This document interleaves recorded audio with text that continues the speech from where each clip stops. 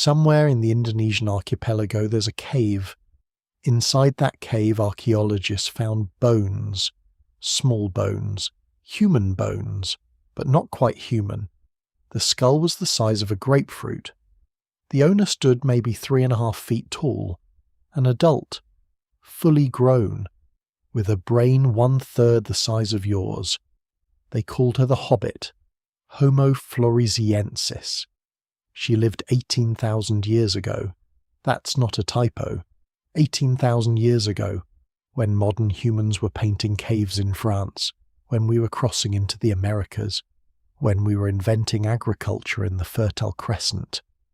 While we were doing all that, these tiny people were living on an island called Flores, hunting pygmy elephants the size of cows, making stone tools, controlling fire, and then they vanished. Here's the thing. We think of human evolution as a straight line, apes to cavemen to us, one species replacing another, clean and simple. But it wasn't like that at all. For most of human history we weren't alone. Multiple human species walked the earth at the same time. Neanderthals in Europe, Denisovans in Asia, Homo erectus scattered across the old world, and these tiny people on Flores.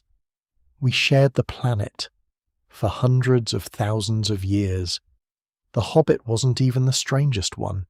In 2004 they found her bones and the scientific world lost its mind. Too small, too recent, too weird. Some scientists said she was just a sick modern human, a genetic disorder, an outlier. But then they found more bones, different individuals, all small, all with the same features, and tools, thousands of tools, evidence of fire, evidence of hunting. This wasn't a disorder, this was a species. Her ancestors probably arrived on Flores about 1 million years ago. Regular-sized Homo erectus. Maybe they rafted there by accident. A storm, a tsunami, clinging to floating debris. The island was small, food was limited, and evolution does something interesting on islands. It makes big animals smaller. It's called island dwarfism. Elephants shrink to the size of ponies. Hippos become the size of pigs. And apparently humans shrink too. Over hundreds of thousands of years they got smaller. Their brains got smaller, but they didn't get dumber. They still made tools, still hunted, still survived. They were human, just different. And we never met them. Modern humans didn't reach Flores until after they were gone. We missed each other by a few thousand years. But here's what keeps me up at night. They weren't the only ones. In 2019, scientists announced another species, Homo luzonensis, found in the Philippines. Also small, also recent, also island adapted. How many more were there? How many tiny human species lived on islands we haven't searched yet? How many disappeared before we even knew they existed? The world was full of humans once.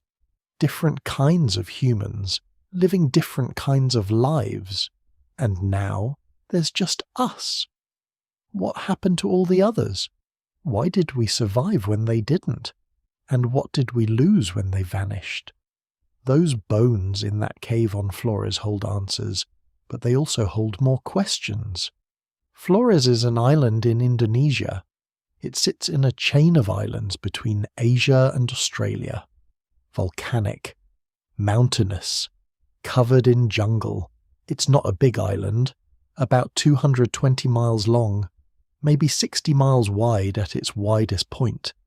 You could drive across it in a few hours if the roads were good. But Flores has always been isolated. Deep ocean channels separate it from other islands. Strong currents flow between them. Even during ice ages, when sea levels dropped and exposed land bridges across much of Southeast Asia, Flores stayed an island. To get there, you need to cross water, deep water, miles of open ocean, and that's the puzzle. Because Homo erectus reached Flores about 1 million years ago, maybe earlier. We know this because we've found their tools, Stone tools buried in layers of volcanic ash. Dated, verified. But Homo erectus couldn't swim across miles of ocean. They weren't seafarers. They didn't have boats. At least we don't think they did. So how did they get there? The best guess is accident. A natural raft. Maybe a chunk of land broke away during an earthquake. Maybe a tsunami swept a group of them out to sea, clinging to fallen trees. Maybe they were fishing near the coast when a storm hit. However it happened, some of them survived the crossing and found themselves on an island with no way back. This wasn't a paradise.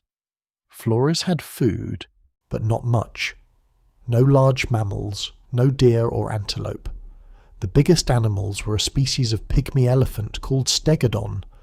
They stood about 4 feet tall at the shoulder, the size of a large pig. There were also giant rats, Komodo dragons, birds, fish in the rivers, fruit in the jungle, but compared to mainland Asia, this was slim pickings. The island couldn't support large populations, couldn't support large animals. And that's where evolution gets interesting.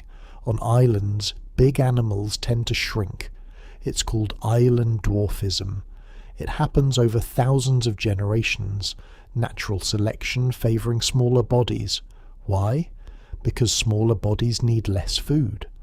On an island with limited resources, the individuals who need less to survive have an advantage. They live longer, have more offspring, pass on their genes. Over time, the whole species shrinks.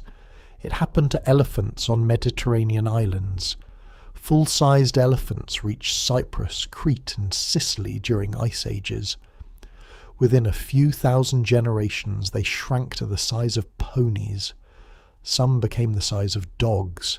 It happened to hippos on Madagascar, to deer on islands off California, to mammoths on Wrangel Island in the Arctic, and apparently it happened to humans on Flores. The island shaped them, slowly, generation after generation. The ones who needed less food survived, the ones with smaller bodies, smaller brains that burned fewer calories. Over hundreds of thousands of years they transformed. By 100,000 years ago they were distinct, a separate species, Homo floresiensis, the hobbits. They stood about 3.5 feet tall, maybe a bit more, about the height of a modern 4-year-old. But they weren't children. They were adults, fully grown. Their brains were tiny, about 400 cubic centimetres.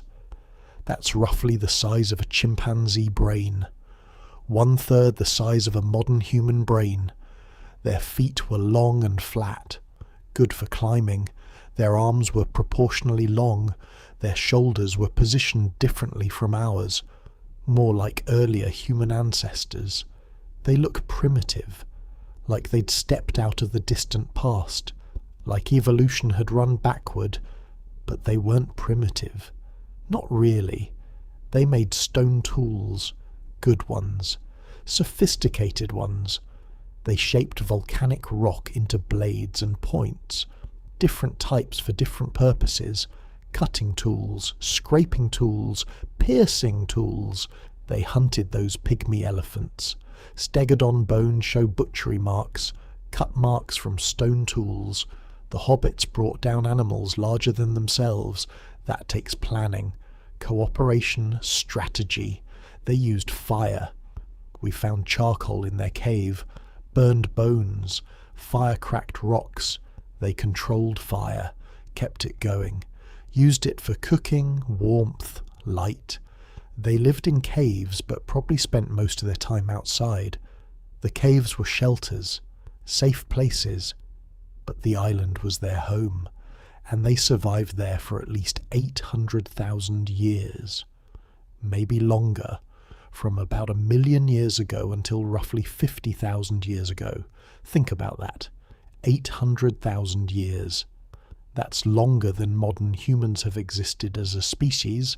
That's longer than Neanderthals lasted. That's an enormous span of time. They weren't a failed experiment. They weren't evolutionary dead ends. They were successful, perfectly adapted to their world. The island was their entire universe. They probably never knew anything else existed. No mainland, no other humans. Just Flores, the jungle, the mountains, the coast, the animals they hunted, the caves where they sheltered, generation after generation, living the same way, using the same tools, hunting the same animals, until something changed. Around 50,000 years ago, the archaeological record shifts. The tools change, they become more advanced, different styles, different techniques, and the Hobbit bones disappear. What happened? We don't know for sure, but around the same time, modern humans were spreading across Southeast Asia, island hopping through Indonesia, heading toward Australia. Did we reach Flores?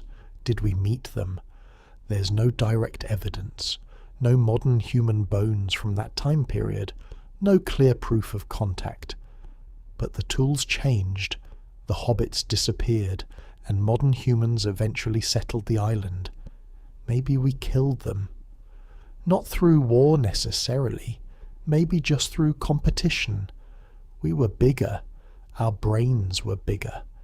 We had better tools, better strategies. We could hunt more efficiently, gather more food.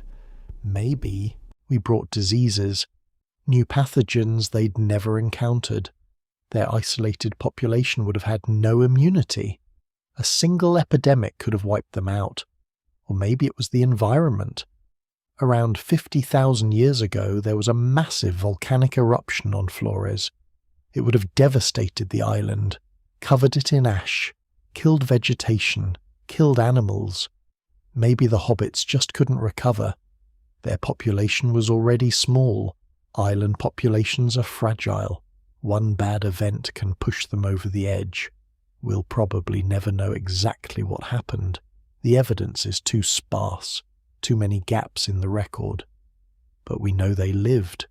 We know they survived for hundreds of thousands of years. We know they were human in all the ways that matter. They had culture. They had knowledge. They passed down traditions. They cared for each other. We've found bones of old individuals, people who lived past their prime, who couldn't hunt anymore, who needed help to survive. Someone fed them. Someone cared. That's human. The island made them different, made them small, made them strange. But it didn't make them less. They were us, just adapted to a different world, a smaller world, an isolated world. And when you stand on Flores today, you can almost feel them. The weight of all those generations, all those lives lived in the shadow of volcanoes, all those people who never knew the mainland existed. They were born on that island. They died on that island. They knew every valley, every river, every cave, every tree that bore fruit. It was enough. For 800,000 years, it was enough. Until it wasn't. The caves are empty now. The bones are in museums. The tools are in storage boxes, catalogued, studied, measured. But the island remembers. The jungle grows over the places they walked. The rivers flow through the valleys they knew. The volcanoes still smoke on the horizon. And somewhere in the limestone caves, in the darkness, there's an echo of what we lost. Not just a species, not just a different kind of human, but a different way of being human, a different possibility, a different path our evolution could have taken. They showed us that humans can adapt to almost anything, that our bodies can change, that our brains can shrink and we can still think, still create, still survive. They showed us that there's no one way to be human. And then they were gone. If you're using this to fall asleep, that's exactly why I make these videos. Maybe subscribe and let me know where you're watching from and what time it is. These stories matter, not just because they're interesting, but because they remind us that being human has never been one thing. It's always been many things, many paths, many possibilities. The hobbits showed us that. They lived differently, looked different, thought different thoughts with their tiny brains, but they were still us. The first skeleton they found was incomplete. Pieces of a skull, some teeth, parts of the leg bones, enough to measure, enough to know something was wrong. The skull was tiny, the leg bones were short. The teeth were adult teeth, fully formed, not a child, an adult who stood maybe 3.5 feet tall. They measured everything, checked their measurements, measured again. The numbers didn't change. Here's what island dwarfism does. It shrinks things. Take a large animal, put it on an island with limited food, and over thousands of generations the big ones die. The smaller ones survive. They need less food, less water, less space. The process has a name: insular dwarfism. Islands all over the world show the same pattern. Big animals get small. In Sicily there were dwarf elephants, full-grown adults the size of ponies. Their ancestors were massive African elephants. But Sicily is an island. Limited food, limited space. Over hundreds of thousands of years they shrank. Malta had dwarf hippos, Cyprus had dwarf deer. The Channel Islands off California had dwarf mammoths, 6 feet tall at the shoulder. Their mainland cousins stood 14 feet tall. The pattern is everywhere. Islands shrink animals. But here's the thing. It usually takes a very long time. We're talking hundreds of thousands of years, sometimes over 1 million years, slow genetic changes across countless generations, and it works on bodies, not brains. Or rather, it works on brains too, but proportionally. A dwarf elephant has a smaller brain than a full-sized elephant, but it's the right size for its body. The proportions stay roughly the same. Flores changed that equation.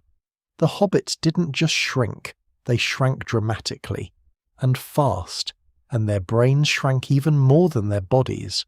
A modern human stands around 5.5 to 6 feet tall. Brain size averages about 1,350 cubic centimeters. That's the space inside your skull, the volume your brain takes up. Homo erectus, the likely ancestor of the hobbits, stood around 5 feet tall. Brain size averaged 900 cubic centimeters, smaller than us, but still substantial. The hobbit stood 3.5 feet tall. Brain size averaged 400 cubic centimeters. Do the math. They lost about 30% of their height, but they lost over 55% of their brain volume. That's not proportional shrinking, that's something else. Scientists call it differential reduction. Different parts of the body shrinking at different rates. The brain shrank faster than the body. Nobody knows why. One theory says it's about energy. Brains are expensive.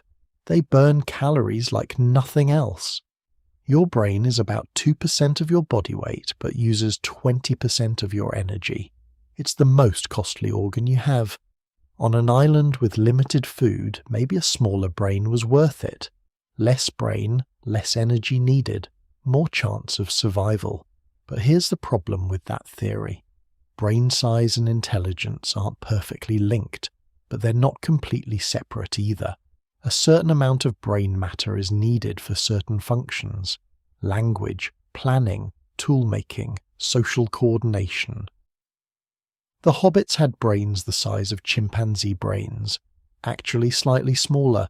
A chimp brain averages 400 to 500 cubic centimeters.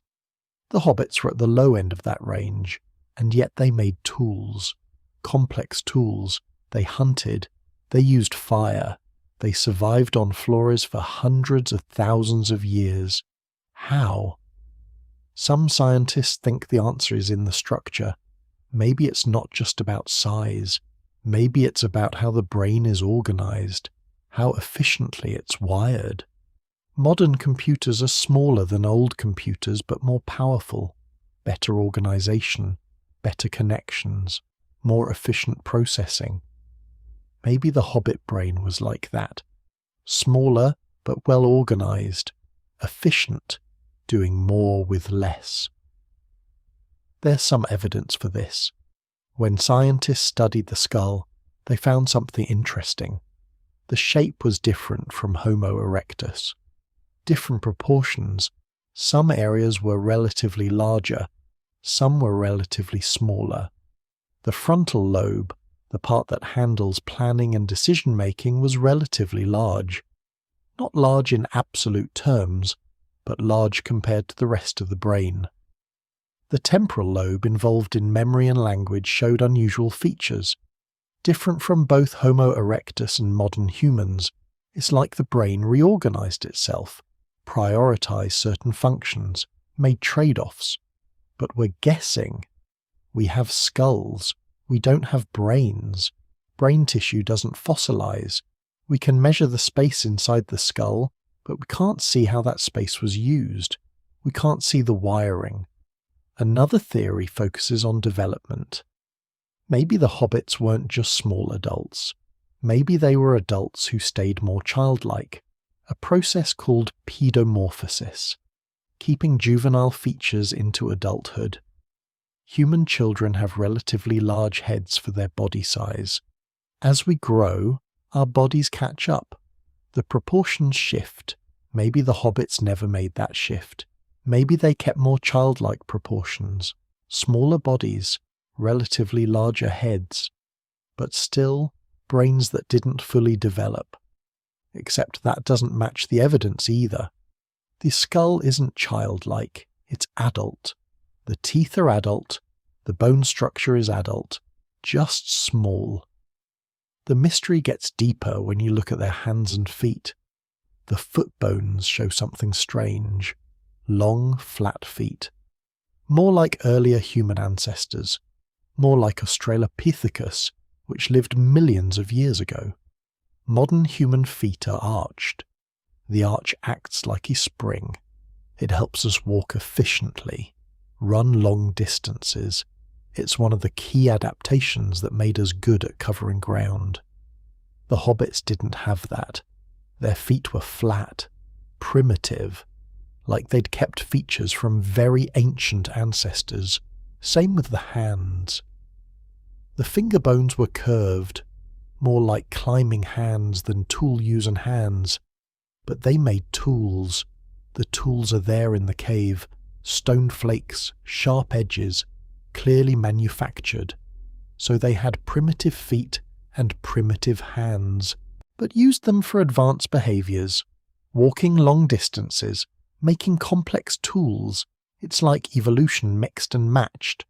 Kept some old features, changed others, created something that doesn't fit our categories. The wrist bones tell another story. They're more like Homo erectus wrist bones than modern human wrist bones. Thick, strong, built for power rather than precision. But precision tools require precision grips. The ability to hold something delicately, control fine movements. The hobbits made precision tools with power grip hands. Every piece of evidence adds another contradiction. Every measurement raises new questions. Here's what we know for certain. The hobbits survived. For a long time, they adapted to their island, hunted the animals there, made the tools they needed, controlled fire, lived in groups. They did all the things that require intelligence, planning, cooperation, learning, teaching. They did it with brains 1/3 the size of ours. That changes how we think about intelligence, about what's required for human behavior, about what makes us human. We've always assumed brain size matters.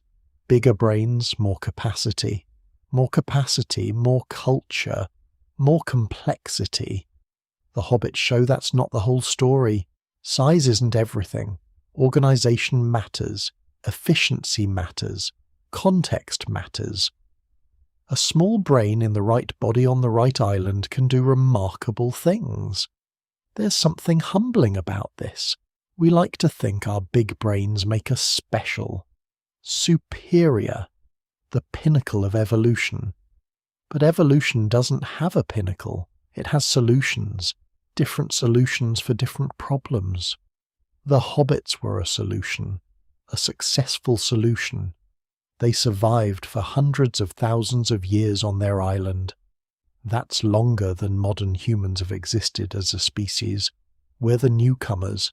They were the established residents, and they did it all with grapefruit-sized brains. When I think about this, I think about efficiency, about doing more with less, about finding solutions that work rather than solutions that look impressive. The hobbits weren't trying to build civilizations. They weren't trying to write poetry or paint caves or invent agriculture. They were trying to survive on a small island with limited resources. And they did. Brilliantly. Maybe that's the real story of human evolution. Not a march toward bigger and better, but a branching tree of different solutions, different ways of being human. The hobbits were small. Their brains were tiny. Their feet were flat. Their hands were primitive. But they were us, another version of us, another possibility. They showed us being human doesn't require a specific body size, doesn't require a specific brain size, doesn't require the exact features we carry.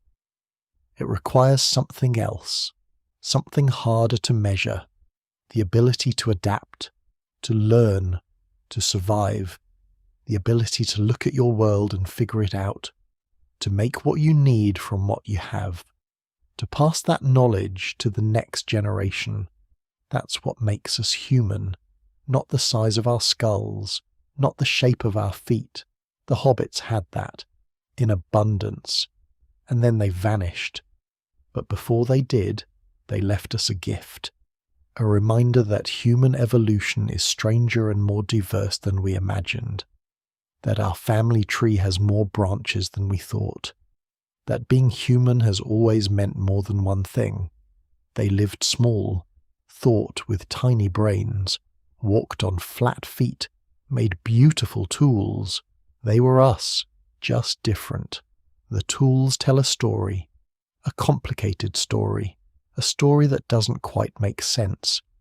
When archaeologists dug through the layers of Liangbua cave, they found thousands of stone tools, scattered across different time periods, different depths, different ages. The tools were simple, flake stone, sharp edges, basic shapes. But simple doesn't mean stupid. Simple means effective. Simple means you figured out what works and you kept doing it. The tools showed planning. Someone had to find the right kind of stone, carry it back to the cave, sit down and carefully chip away pieces until the edge was sharp enough. That takes patience, concentration, understanding of how stone breaks. It takes intelligence. The hobbits made these tools for hundreds of thousands of years. The oldest tools in the cave date back maybe 200,000 years. The newest are around 50,000 years old. That's a span of 150,000 years. Think about that. Modern humans have been making tools for about 300,000 years. But our tools changed dramatically over that time. We went from simple stone flakes to spear points, to arrows, to pottery, to bronze, to iron, to steel. The hobbit tools stayed mostly the same for 150,000 years. Does that mean they were less intelligent? Or does it mean they found something that worked and didn't need to change it? Here's the thing about innovation. We treat it like it's always good, always necessary, like progress is the only valid path. But innovation costs energy, it costs time, it costs failed experiments. If what you have works perfectly for your environment, why change it? The hobbits lived on an island. Limited resources, limited materials, limited space. They hunted the animals that were there, gathered the plants that grew there, made tools from the stone they could find, and it worked. For longer than most human civilizations have existed, maybe that's not a sign of limited intelligence. Maybe that's a sign of perfect adaptation. But here's where it gets interesting. The tools weren't the same everywhere. Different sites on Flores show different tool types, slightly different techniques, variations in how the stone was worked that suggest culture, regional differences, groups doing things their own way, passing down techniques from one generation to the next. That's not instinct. That's learned behavior. That's teaching. Some of the tools show something else. They show planning ahead. The stone used for tools didn't come from the cave. It came from other parts of the island, sometimes miles away. Someone had to go out, find good stone, recognize it as good stone, carry it back, maybe carry several pieces back, store them in the cave for later use. That's future thinking. That's understanding that you'll need this tomorrow or next week. That's memory and planning working together, with a brain the size of a grapefruit. The fire evidence adds another layer.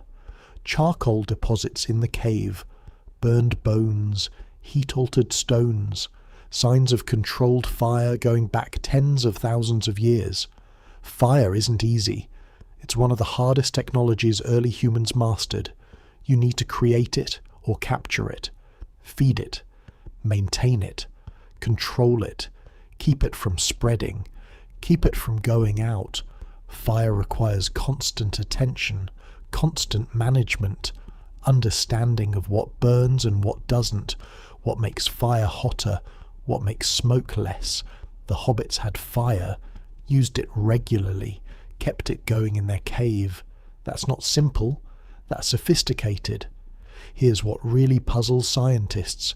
The hobbit brain was smaller than the brain of Homo erectus, much smaller. Homo erectus had brains around 900 cubic centimeters. The hobbits had brains around 400 cubic centimeters. But Homo erectus also used fire, also made tools, also hunted large animals, also lived in groups. So the hobbits were doing everything Homo erectus did, with less than half the brain. How? Some researchers think the answer is in specialization. Maybe the hobbit brain lost some functions but kept others. Streamlined, focused on what mattered for survival on Flores. Language might be one thing they lost, or simplified. Modern human language requires a lot of brain power, grammar, syntax, abstract concepts, thousands of words. Maybe the hobbits used simpler communication, fewer words, more gestures, more practical and less abstract. You don't need complex language to say danger or food or follow me. You need complex language to tell stories, discuss philosophy, plan far into the future. Maybe they had enough language for their needs, nothing more, nothing less. The same might be true for memory. Modern humans can remember vast amounts of information, personal histories, cultural knowledge, detailed maps of huge territories. Maybe the hobbits remembered less, focused on immediate practical knowledge, where to find food this season, which stones make good tools, how to track the pygmy elephants, enough memory for survival, not enough for elaborate culture, but that's speculation. We can't know what they remembered. We can't know what they talked about. We have tools and bones and fire. We don't have thoughts. The hunting evidence shows real skill. The bones in the cave aren't random. They're mostly from Stegodon. The dwarf elephants, young ones especially. That's selective hunting. That's choosing targets. Young elephants are easier to kill than adults, less dangerous, smaller. Tusks, more manageable. But even a young stegodon was big, maybe 500 pounds. Killing one required planning, cooperation, multiple hunters working together. You need to track it, corner it, attack it, kill it, butcher it, carry the meat back. Each step requires coordination, communication, understanding of roles, who does what, when. That's social intelligence, that's group thinking. The hobbits did this regularly, for thousands of years. The cave is full of stegodon bones, layer after layer, generation after generation bringing back meat. They were successful hunters, efficient hunters, smart hunters, with tiny brains. Every piece of evidence creates the same contradiction. Simple tools but complex behavior. Small brains but sophisticated hunting. Primitive body features but advanced skills. It's like they existed in multiple time periods at once. Bodies from the ancient past, behaviors from the recent past, brains from somewhere in between. Scientists call them a mosaic, a mix of old and new features, primitive and advanced, ancient and modern.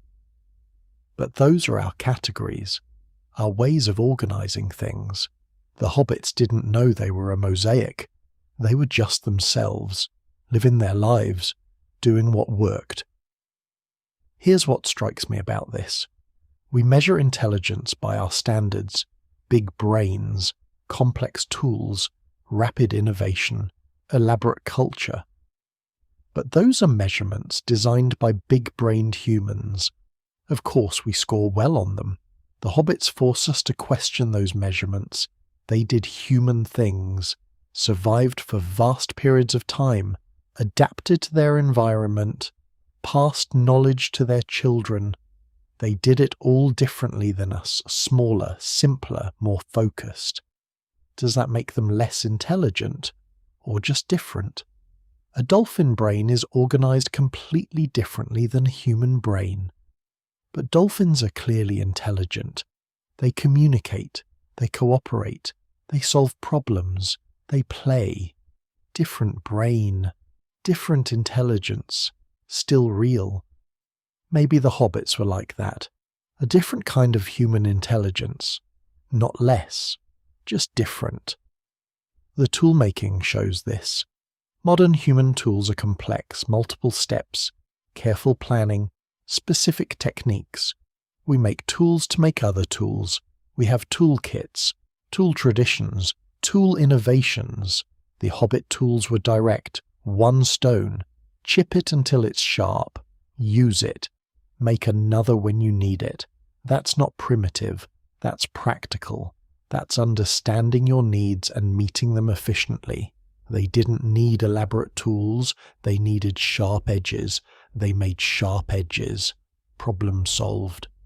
We look at that and see simplicity. Maybe we should see clarity, focus, efficiency. The same with their hunting. We hunt with complex weapons, spears with multiple parts, bows and arrows, traps, strategies that take hours to explain. The hobbits probably used simpler methods, rocks, wooden spears, group coordination, chase the animal until it's tired, corner it, strike. It worked. The bones prove it worked, for thousands of years. Simple doesn't mean stupid. Simple means you found the essential elements and cut away everything else. There's something almost zen about that, about doing exactly what's needed and nothing more, about perfect adaptation to your environment.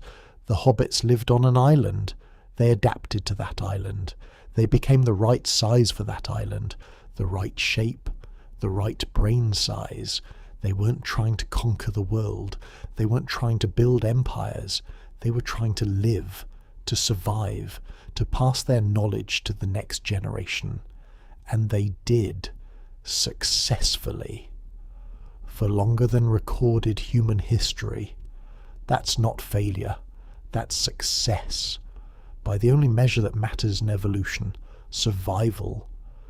We think of ourselves as the successful ones, the winners, the species that survived while others died out, but the hobbits survived just as long we did, in their environment, on their terms, with their bodies and brains. They were us, just different, just adapted to different circumstances, just solving different problems. The tools they made were smart tools. The The fire they controlled was real fire. The animals they hunted were real animals. The children they raised grew up to do the same things. That's intelligence. That's culture. That's humanity. Just in a different package. A smaller package. A package that fits our categories awkwardly. Maybe that's the real lesson, that human intelligence isn't one thing. It's many things. Many possibilities. Many ways of being smart. The hobbits were smart. Smart enough to survive. Smart enough to thrive. Smart enough to pass their knowledge down through countless generations. Smart enough to do everything that mattered. With brains 1/3 the size of ours. That should humble us. Should make us reconsider what intelligence means. What being human means. What's possible with different hardware running different software. They lived small, thought with small brains, made simple tools, hunted carefully, used fire wisely, raised their children, survived. They were smart, just differently smart, and that difference matters, because it shows us that our way isn't the only way. Our brain size isn't the only size that works. Our complexity isn't the only path to success. The hobbits found their own path, walked it for hundreds of thousands of years, left behind tools and bones and mysteries. They were intelligent, capable, human, just not human the way we're human, and that's exactly what makes them fascinating. Life on Flores wasn't easy. It was never going to be easy. Small island, limited resources, predators in the jungle, storms from the ocean, volcanic eruptions that could bury everything in ash. The hobbits lived through all of it, generation after generation, raising children who survived to raise their own children, building a life in a place that could kill you a dozen different ways. What did that life look like? What did they do all day? We'll never know for certain. They left no writing, no art on cave walls, no elaborate burials with grave goods that tell stories, just bones and tools and the remains of their meals. But those things tell us something, enough to sketch the outline of their world. They lived in caves. We know this because that's where we found them. Liang Bua Cave especially, a limestone cave in the western part of Flores. High ceilings, multiple chambers, protected from rain, cool in the heat, dry enough to preserve bones, perfect shelter, and they used it. The layers of occupation go down deep, ash from fires, broken tools, animal bones, scattered across different time periods, different groups returning to the same safe place. Caves make sense. They offer protection, shade during the day, warmth at night when the temperature drops, defense against predators, a place to retreat when storms hit. But caves have limits. They're dark inside, damp, the air gets stale. You can't grow food in a cave, can't raise animals, can't spread out, so the hobbits probably didn't live in caves all the time. More likely they used them as base camps, safe places to return to, shelters during bad weather, spots to cache tools and process food. The rest of the time, they were outside, in the jungle, on the slopes, near water sources, moving through their territory, following food, following seasons. The jungle on Flores was dense, tropical, hot and humid, thick vegetation. Trees so close together the canopy blocked most sunlight, vines everywhere. Undergrowth that made walking difficult. Moving through that jungle took knowledge. You needed to know the paths, the clearings, where streams ran, where fruit trees grew, where animals gathered to drink. The hobbits learned their island, every part of it. They had to. Survival depended on knowing where to find food, where to avoid danger, where to go when the rains came. Their size helped. Being small meant squeezing through tight spaces, moving quietly, using less energy, needing less food and water. In a jungle environment, small can be an advantage. They hunted a stegodon. We know this from the bones, but hunting wasn't their only food source, probably not even their main food source. Most hunter-gatherers get more calories from gathering than hunting. Plants, fruits, nuts, roots, insects, eggs, small animals, the steady, reliable food that doesn't run away or fight back. Flores had plenty of plant food. Tropical islands are rich in edible plants, palm hearts, bamboo shoots, wild tubers, fruit from dozens of tree species, seeds and nuts. The hobbits probably spent most of their time gathering, walking through the jungle, recognizing which plants were safe, which ones were ripe, which ones would make you sick. That knowledge took time to learn. Years of watching, listening, trying things, remembering what worked, passing that information to children. This plant is good. That one will kill you. These roots need cooking. Those berries are sweet in the dry season. The nuts from this tree are ready now. Knowledge built slowly, tested through experience, refined across generations, the accumulated wisdom of survival. Women probably did most of the gathering. That's the pattern in most hunter-gatherer societies. Women gather plant foods, men hunt. Both contribute, both are essential. Children learned by following, watching their mothers dig for roots, learning which leaves to pick, which insects were safe to eat, how to crack open nuts, where to find bird eggs. By the time a child reached adolescence, they knew their environment, could recognize dozens of plant species, knew the seasons, the cycles, the patterns. That's education, practical, hands-on, survival-focused. The men hunted, probably in groups. Stegodon were too big for one person, even young ones. You needed coordination, multiple hunters working together. They probably used spears, wooden spears with stone points, simple but effective, sharp enough to pierce hide, long enough to keep distance from dangerous animals. Hunting required patience, tracking, following signs, broken branches, footprints in mud, droppings, disturbed vegetation, reading the landscape like a book. When they found their target, they had to get close. Stegodon had good senses, good hearing. They'd run if spooked, or charge if cornered. The hunters probably worked as a team. Some drove the animal, others waited in ambush. Coordinated without words, or with very few words, gestures, signals, understanding built through practice. When they killed a stegodon, the work really began. Butchering, cutting through thick hide, separating meat from bone, dividing the kill, carrying it back to camp. A young stegodon might yield 200 pounds of meat, maybe more.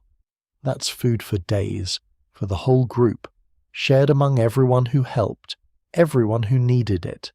Sharing was essential. You can't eat 200 pounds of meat alone, not before it spoils. In a tropical climate, meat goes bad fast. Hours, not days. So you share. Give meat to others. They remember. Next time they make a kill, they share with you. It's insurance. Social bonds built through reciprocity. The hobbits probably lived in small groups, maybe 20 to 40 individuals, extended families, multiple generations, everyone related somehow. Small groups make sense on a small island. Too many people and you run out of food. Resources get depleted, competition increases, conflict rises. Better to keep groups manageable. Everyone knows everyone. Everyone contributes. Everyone shares. Children grew up surrounded by relatives, aunts, uncles, grandparents, cousins, learning from everyone, protected by everyone, part of a tight network. When someone got hurt, the group helped. When someone got sick, they cared for them. When someone died, they grieved together. We don't know if they buried their dead. No Hobbit burials have been found. Maybe they didn't bury people. Maybe they left bodies in the jungle. Maybe burials haven't survived. Maybe we just haven't found them yet. But they must have dealt with death somehow. Everyone dies. Children die. Adults die. Old people die. Bodies need to go somewhere. Maybe they had rituals, simple ones, carrying the body away from camp, leaving it in a special place, saying words we'll never hear, marking the loss somehow. Or maybe death was just part of life. Someone dies, you move on, grieve briefly, remember them, continue surviving. We project our emotions onto them, our rituals, our need for ceremony, but they might have been more practical, more accepting. Death happens, life continues. The days followed patterns. Wake with the sun, eat something light, head out to gather or hunt, work through the morning, rest during the hottest part of the day, work again in the afternoon, return to camp before dark. Fire was central. They controlled fire, used it daily, for cooking, for warmth, for light, for protection. Keeping fire going took effort. Someone had to feed it, add wood, blow on embers, make sure it didn't go out, make sure it didn't spread. Fire meant cooked food. Cooked food is easier to digest, provides more calories, kills parasites, makes tough plants edible. Fire meant safety. Predators avoid fire. The light keeps them away. The smoke drives off insects. The warmth makes cold nights bearable. Fire meant gathering. People sit around fire, talk, share food, tell stories maybe, connect. We don't know if they had language, not complex language like ours. Their brains were too small for the language centres we have, the areas that handle grammar, syntax, abstract concepts, but they probably communicated sounds, gestures, facial expressions, enough to coordinate hunts, share warnings, express needs. Maybe they had words for important things: food, danger, water, fire, family members, simple concrete concepts. Maybe they sang, hummed, made rhythmic sounds. Music doesn't require complex language. It requires pattern recognition, emotional expression, social bonding. Around the fire at night, maybe they made sounds together. Not words exactly, not songs as we'd recognize them, but something, some way of connecting through sound. Children played. They must have played. All young animals play. It's how they learn. Practice hunting, practice gathering, practice social skills. Hobbit children probably chased each other through the jungle, climbed trees, threw rocks at targets, wrestled, laughed in whatever way they laughed. Play is practice for survival. The child who plays at hunting becomes the adult who can hunt. The child who practices climbing becomes the adult who can escape predators. Old people mattered. They carried knowledge, remembered things, knew which plants were safe because they'd been eating them for 50 years, knew where to find water during droughts because they'd survived previous droughts.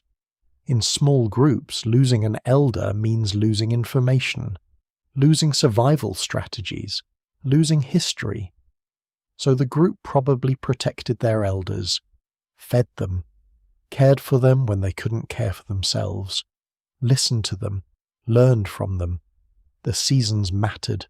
Flores has wet seasons and dry seasons. Monsoons bring heavy rain, months of it. Everything floods. Rivers rise.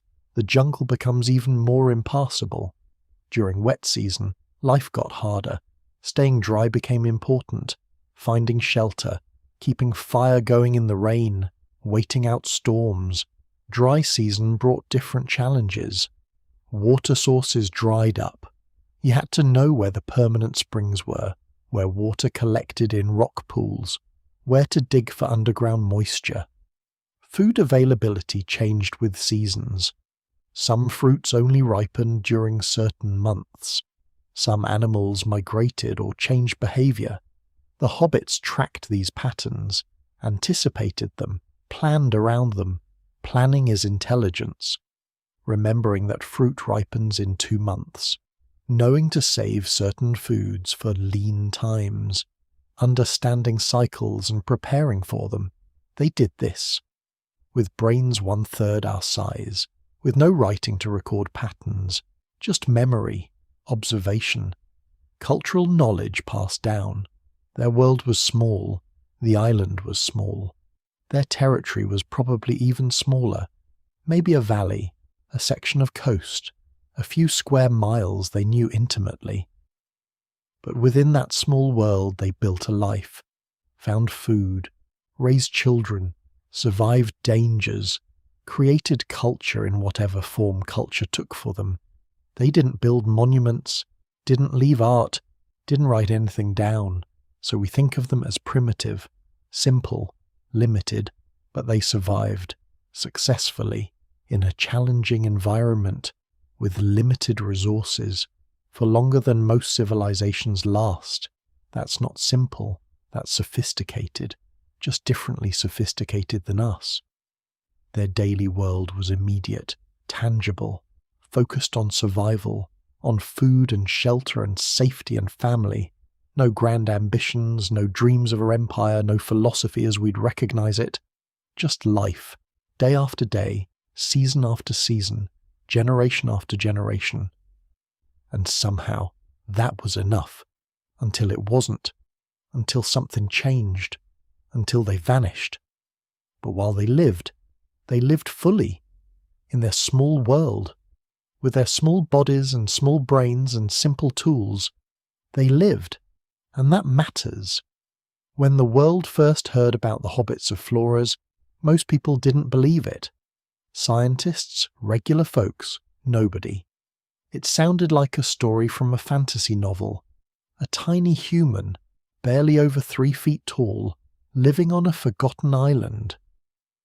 But this wasn't fiction. It was real. And the proof came from the ground itself.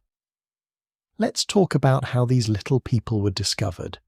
It started in 2003 in Liangbua Cave. Not a treasure hunt.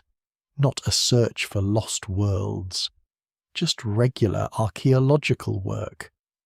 People had been digging there for years, trying to find signs of early humans. They expected stone tools, maybe some animal bones, nothing out of the ordinary, but then they found a skull, not a child's skull, not a monkey's, something different. The shape was human, but tiny. The teeth were worn down like you'd see in an adult, a jawbone smaller than most children today. Everyone was confused at first. Was it a diseased modern human? Some kind of genetic disorder?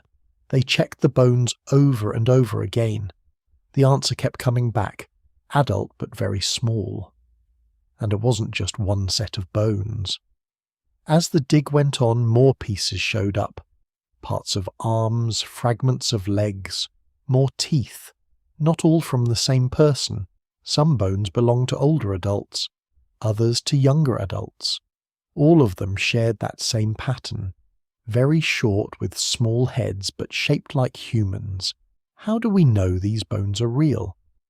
Here's where the detective work comes in. Scientists use several methods to check the age of the bones and the dirt around them.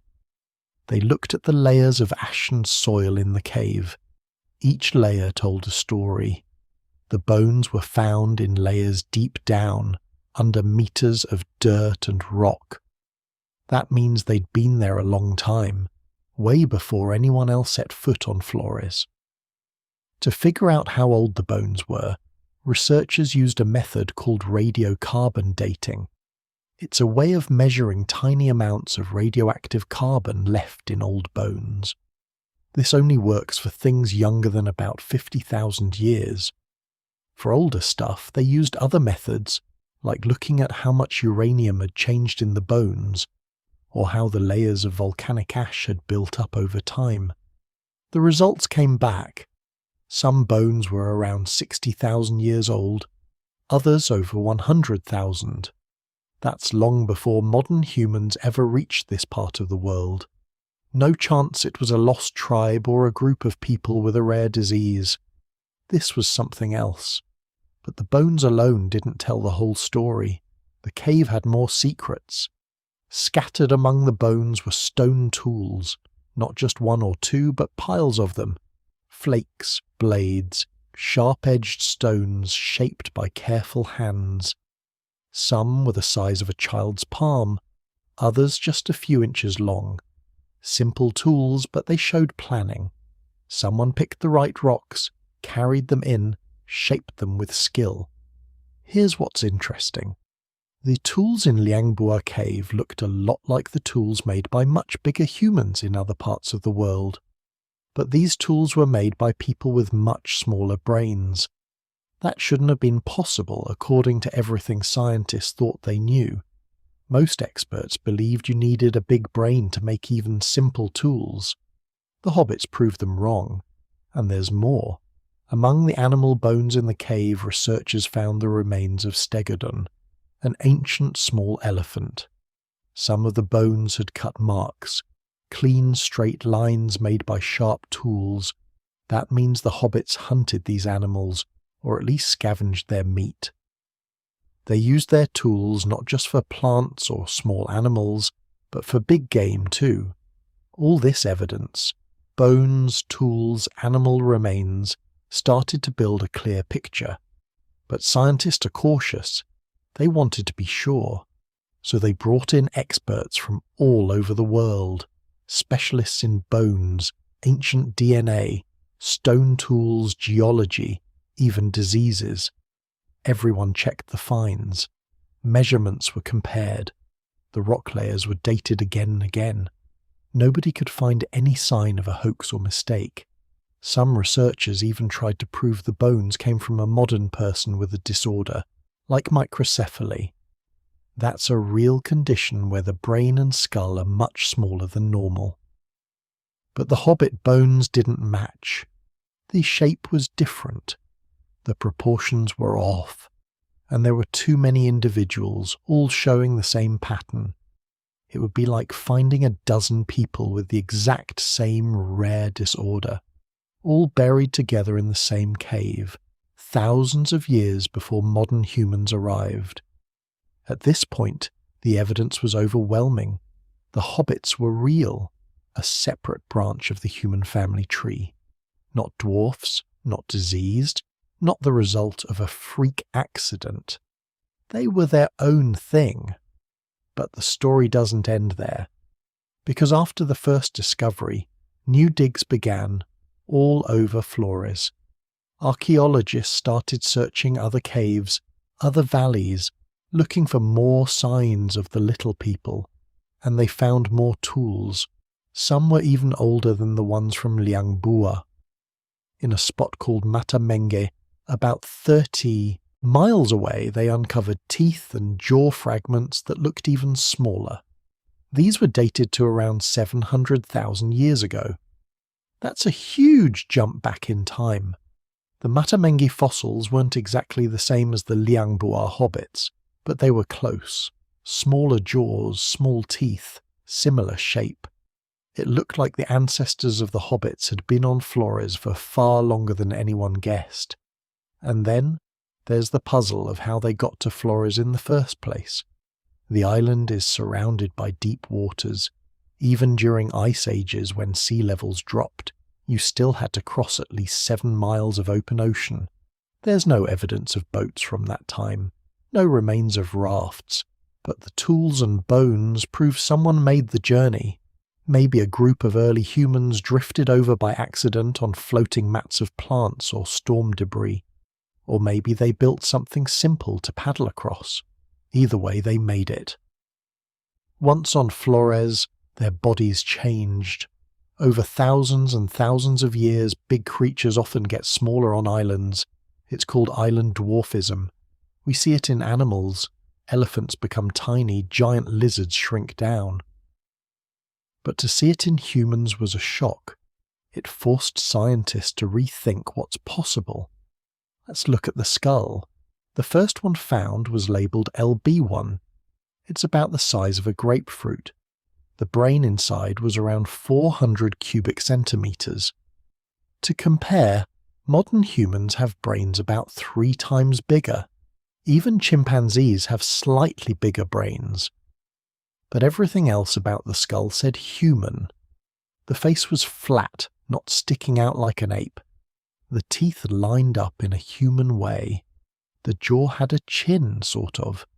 It was a strange mix, part primitive, part modern. Other bones told more of the story. The arm bones were short and thick, shaped for strength. The legs showed signs of walking upright, but in a different way than us. Their feet were long, almost like a clown's shoe with stubby toes. Some scientists joked that the hobbits would have walked with a funny stride, maybe a bit awkward, but still bipedal, meaning they walked on 2 legs. What about their hands? The fingers were curved, good for climbing or grasping.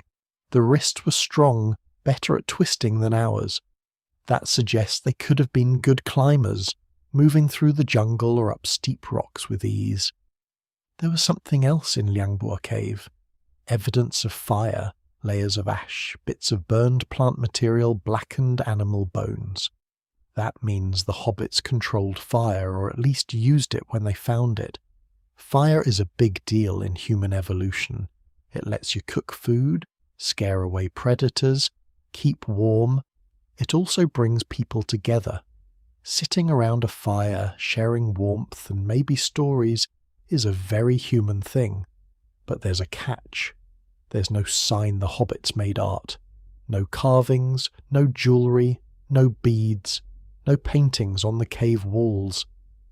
That's different from what we see with modern humans or even Neanderthals, who left behind beautiful images, ornaments, and decorated tools. The hobbits' world was practical. Tools for cutting, bones for eating, fire for warmth, nothing extra. Still, their tools were smart. The stone tools from Liangbua and Mata Menge show planning. You can't just pick up any rock and use it. You need the right kind of stone, hard but not too brittle. You need to shape it by hitting it in just the right way. Too hard, and it shatters. Too soft, and it won't hold an edge. The hobbits figured this out. They picked stones from riverbeds, carried them up to caves, and shaped them with care. In fact, when you lay out the tools from Flores next to tools from early humans in Africa or Asia, you see a pattern. The hobbits' tools are simple, but they serve the same purpose: cutting meat, scraping hides, sharpening sticks. Some are even shaped into tiny points, maybe for hunting small animals or fish. Let's talk about the animal bones. In the cave, researchers found piles of stegodon bones, many with cuts and chips. Some of the bones were smashed open, probably to get at the marrow inside. That's not easy to do. It takes strength and the right tools. It also shows that the hobbits knew where the good food was. Marrow is packed with fat and nutrients, important in a world where calories are hard to find. Other bones came from giant storks, rats as big as cats, and Komodo dragons. Flores was a strange place, full of weird animals. The hobbits shared their world with them, hunted some, avoided others. The animal bones help paint a picture of their diet. They ate a little bit of everything: meat, plants, maybe even shellfish from nearby rivers. The variety tells us they were flexible, able to adapt to what the island gave them. But here's where it gets interesting. When scientists looked at the layers in Liangbua Cave, they saw something odd. The deeper they dug, the more hobbit bones and tools they found. But at a certain point the remains stop. No more bones, no more tools, just a layer of ash and dirt. Above that, the tools change. Suddenly they look like the ones used by modern humans. What happened? Did the hobbits die out? Did modern humans arrive and take over? Or was there some disaster that wiped them away? The evidence isn't clear, but the pattern is there. For tens of thousands of years, the hobbits lived on Flores. Then suddenly they're gone.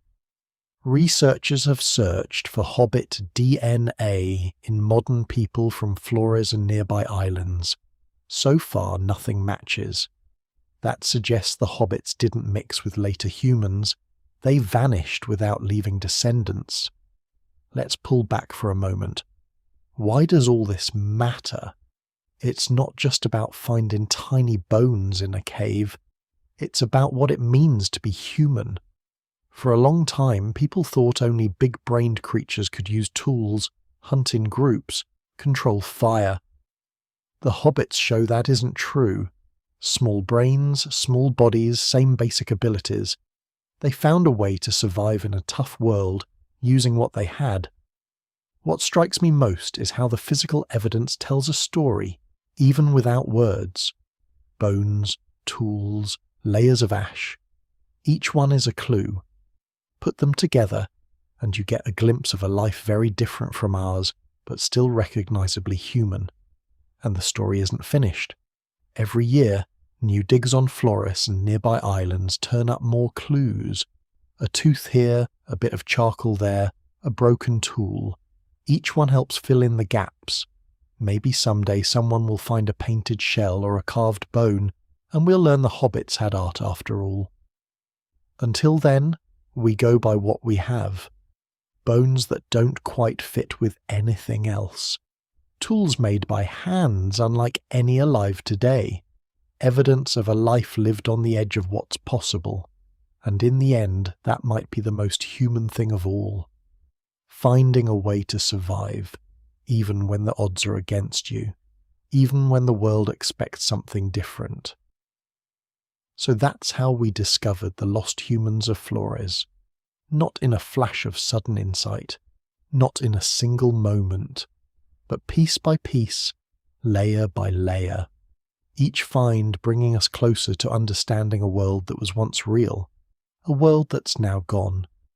And as we move from discovery to the mystery of what happened next, keep in mind, the evidence we have is solid. But the reasons for their disappearance, that's where things get complicated. That's the next puzzle. Let's step back for a minute. Imagine you're standing in that cave on Flores, staring at the dirt. In one hand, you've got a tiny skull. In the other, a stone tool. You know the bones are real. You know the tools are real. But then the big questions start. When did these little people live? For how long? And most important, when did they disappear? This is where things get messy.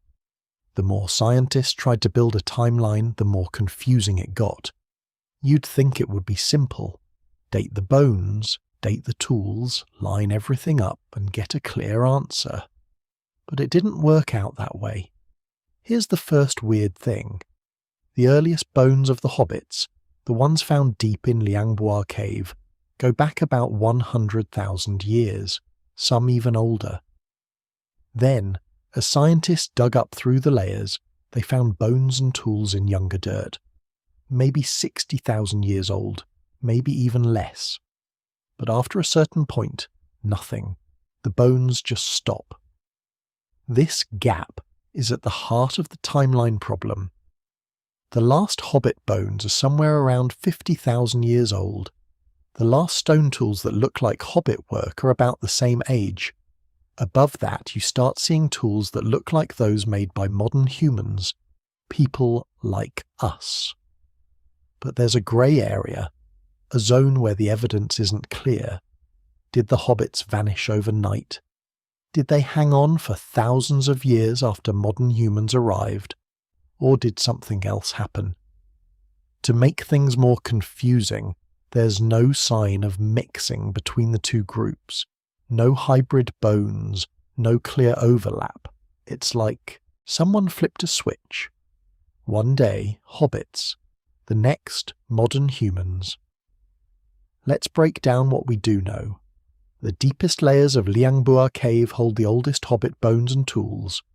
The dirt above that, which is newer, has the last traces of their world. Then there's a strange layer, almost empty. Some volcanic ash, some dirt, not much else. After that, the tools change style. They get sharper, finer, more advanced. Those are the tools of modern humans. This layer of nothing is a clue. It could mean a break in people living there. Maybe the cave was empty for a while. Maybe something drove the hobbits out or killed them off before modern humans arrived. Or maybe the dirt just built up faster in that period, hiding what's really there. Here's another twist. In other parts of Flores, like the site called Matamenge, scientists found even older bones. Not quite hobbits, but close. These are from around 700,000 years ago. They look like the ancestors of the Flores hobbits, but even smaller and more primitive. That means there was a long, long history of small humans on this island. They didn't just appear out of nowhere. So if the hobbits were on Flores for at least 600,000 years, why did they vanish? And when did it happen? This is where the timeline gets blurry. Radiocarbon dating is good, but only up to about 50,000 years. After that, the carbon you want to measure is mostly gone. Scientists have to use other tricks, uranium dating, volcanic ash layers, even changes in the dirt itself. Each method has its limits. Sometimes the numbers don't line up exactly. For example, some bones in Liangbua cave looked like they were just 13,000 years old at first. That would have meant the hobbits survived much later, long after modern humans spread across the world. But later studies showed those dates were off. The dirt had shifted, water moved things around. The bones were older than they first appeared. Right now, the best guess is that the last hobbits lived around 50,000 years ago, maybe a little earlier. After that, they're gone from the record, at least as far as bones and tools go. It's a sharp cut-off. Now, let's zoom out. What was happening in the wider world around 50,000 years ago? Modern humans were spreading out from Africa, moving into Asia and Australia. Neanderthals were still hanging on in Europe. Denisovans, another group of ancient humans, were somewhere in Asia. It was a time of huge change. On Flores, though, the story is quieter. For most of the record, you see the same pattern. Small people, small tools, a simple but steady way of life. No sign of big leaps or sudden changes. Then, as the rest of the world is changing fast, the hobbits are gone. This is the real mystery. Did they die out because of something natural? A volcano? A disease? A change in the animals they hunted? Or did modern humans show up and push them out, either directly or just by outcompeting them for food and space? There's no clear answer. The timeline is a set of puzzle pieces, some missing, some hard to fit together. Every new dig might add a piece, or take one away.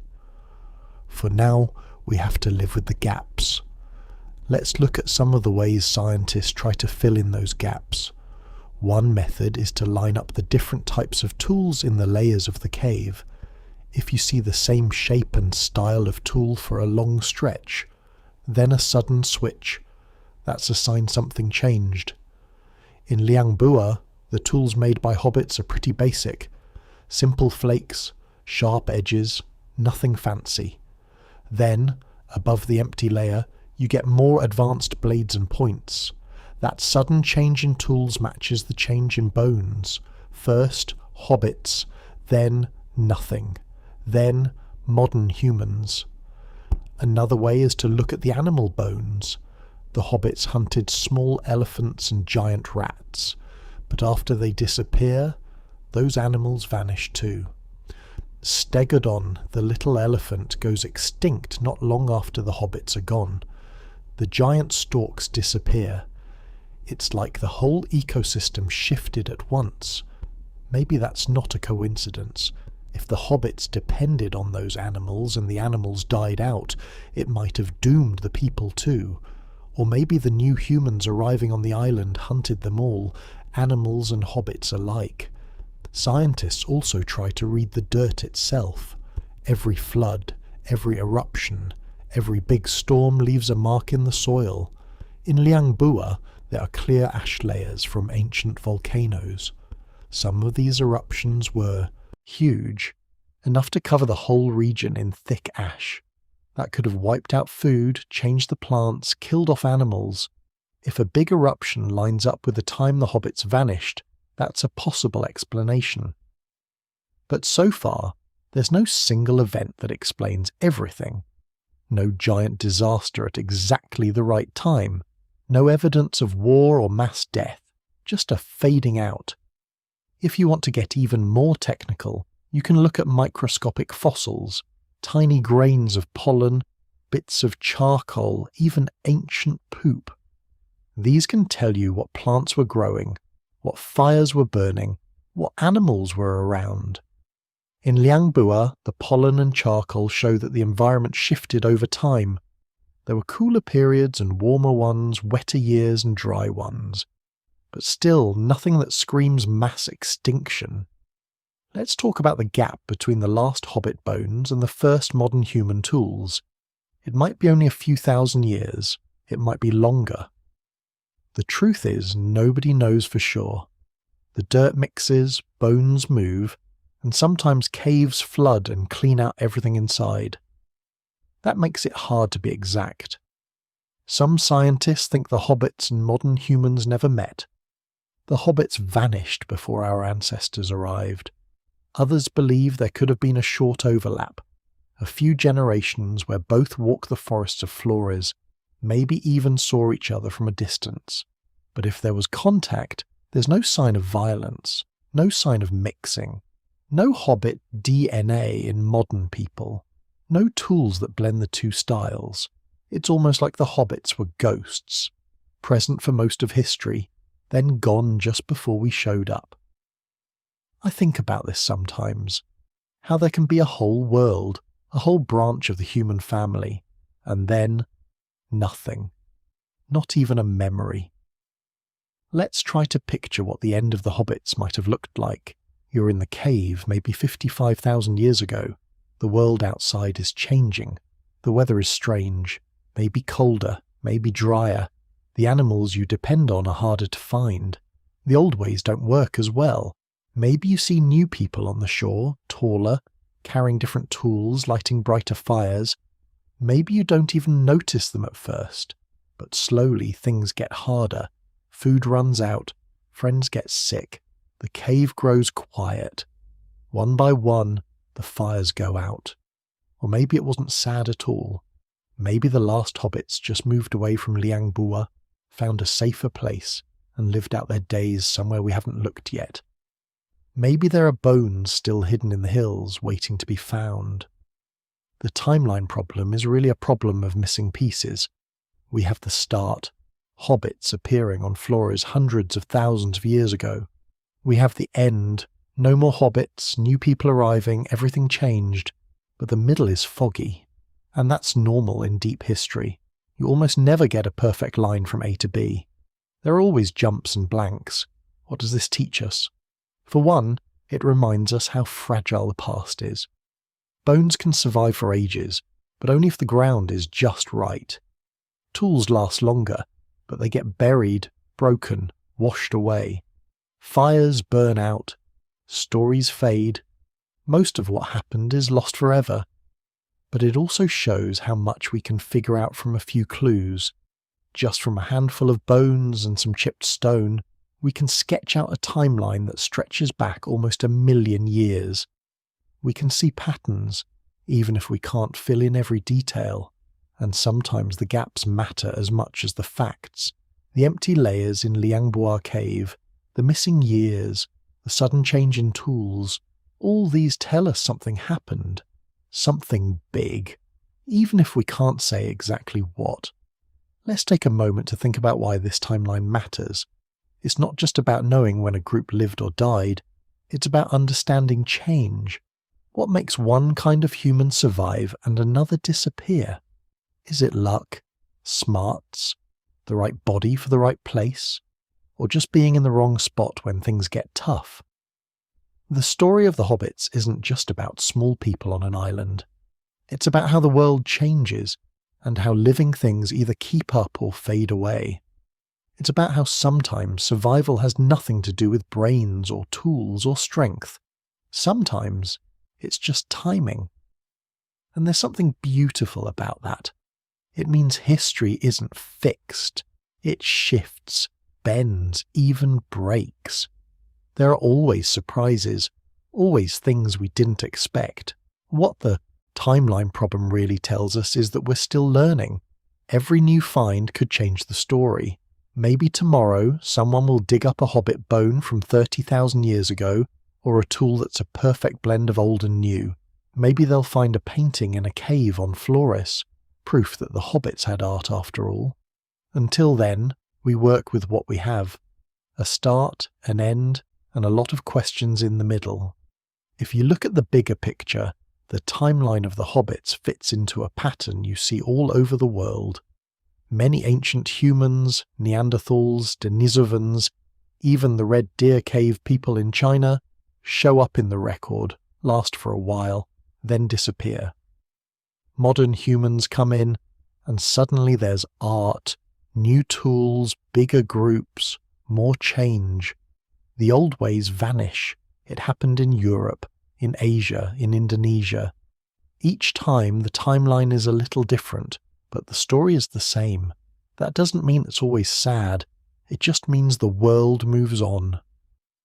In the end, the timeline of the Flores hobbits is a mystery with a few solid facts and a lot of open space. We know when they lived. We know when they were gone. The rest is a puzzle, and that's okay. Sometimes not knowing everything is the most human thing of all. We ask questions, we dig, we wonder. We fill in the blanks with our best guesses, and we keep going, hoping the next clue is just around the corner. Next, let's look at the patterns in these disappearances, across the world, not just on Flores. Maybe those patterns can help us guess why and how the hobbits vanished. Maybe they can even tell us something about ourselves. All right, so the big question is, what actually happened to the hobbits of Flores? Why did they vanish when they'd survived so long? We've got all these clues, the bones, the tools, the empty stretch in the cave, but what do they add up to? Let's break down the main ideas. There isn't just one answer. There are several, and each one comes with its own puzzle pieces. First, let's talk about nature. Flores isn't a gentle place. It's wild even now. Picture thick forests, sharp mountains, and rivers that can turn into raging floods in a single day. Volcanoes loom over everything. Some are quiet for centuries, others erupt with almost no warning. When they do, they don't just shake the ground, they bury whole landscapes in ash. That's the kind of place the hobbits called home. So one idea is that a natural disaster wiped them out. Maybe a volcano exploded, covering the island in ash. The plants would die first, then the animals, then the people. If you can't grow food or find animals to hunt, it gets bad fast. In Liangbua Cave, there's a thick layer of ash in the dirt, right around the time the hobbits disappear. It's not proof, but it's suspicious. But here's what makes it tricky. Volcanoes have erupted on Flores many times before. The hobbits survived those. Why would this one be different? Maybe this eruption was bigger, or the world was already changing in other ways. Or maybe it wasn't a volcano at all. Maybe it was a slow disaster. Climate, not fire. That brings us to the next theory. The world itself changed. Around 50,000 years ago, the climate was unstable. Sometimes it was warm and wet, sometimes cold and dry. The forest shrank and grew back. Animals moved or died out. If the hobbits depended on certain foods, like the tiny elephants or giant rats, then losing those could spell the end. There's evidence that the stegodon, the local elephant, went extinct not long after the hobbits. Was it because the climate changed, or because people changed the balance? Hard to say. Then there's the idea of competition. This one always feels a little harsh, but it's part of nature. Modern humans started appearing in Southeast Asia around the same time the hobbits vanished. These newcomers had different tools. They had fire, maybe even language as rich as ours. If they reached Flores, maybe they hunted the same animals, gathered the same fruit, drank from the same streams. Two groups, both needing the same things on a small island. That's a recipe for conflict, even if they never met face to face. But here's the thing, there's no sign of a battle. No bones with cut marks, no burned shelters, nothing that screams war. It could have been quieter. Maybe modern humans just outcompeted the hobbits for food. Maybe they brought new diseases. Even a cold or a flu from outsiders can be deadly to people who've never been exposed. We've seen this happen in history when new people arrived on islands or continents. Let's pause and zoom in on the disease idea. It sounds simple, but it's powerful. Think about the Americas after Europeans arrived.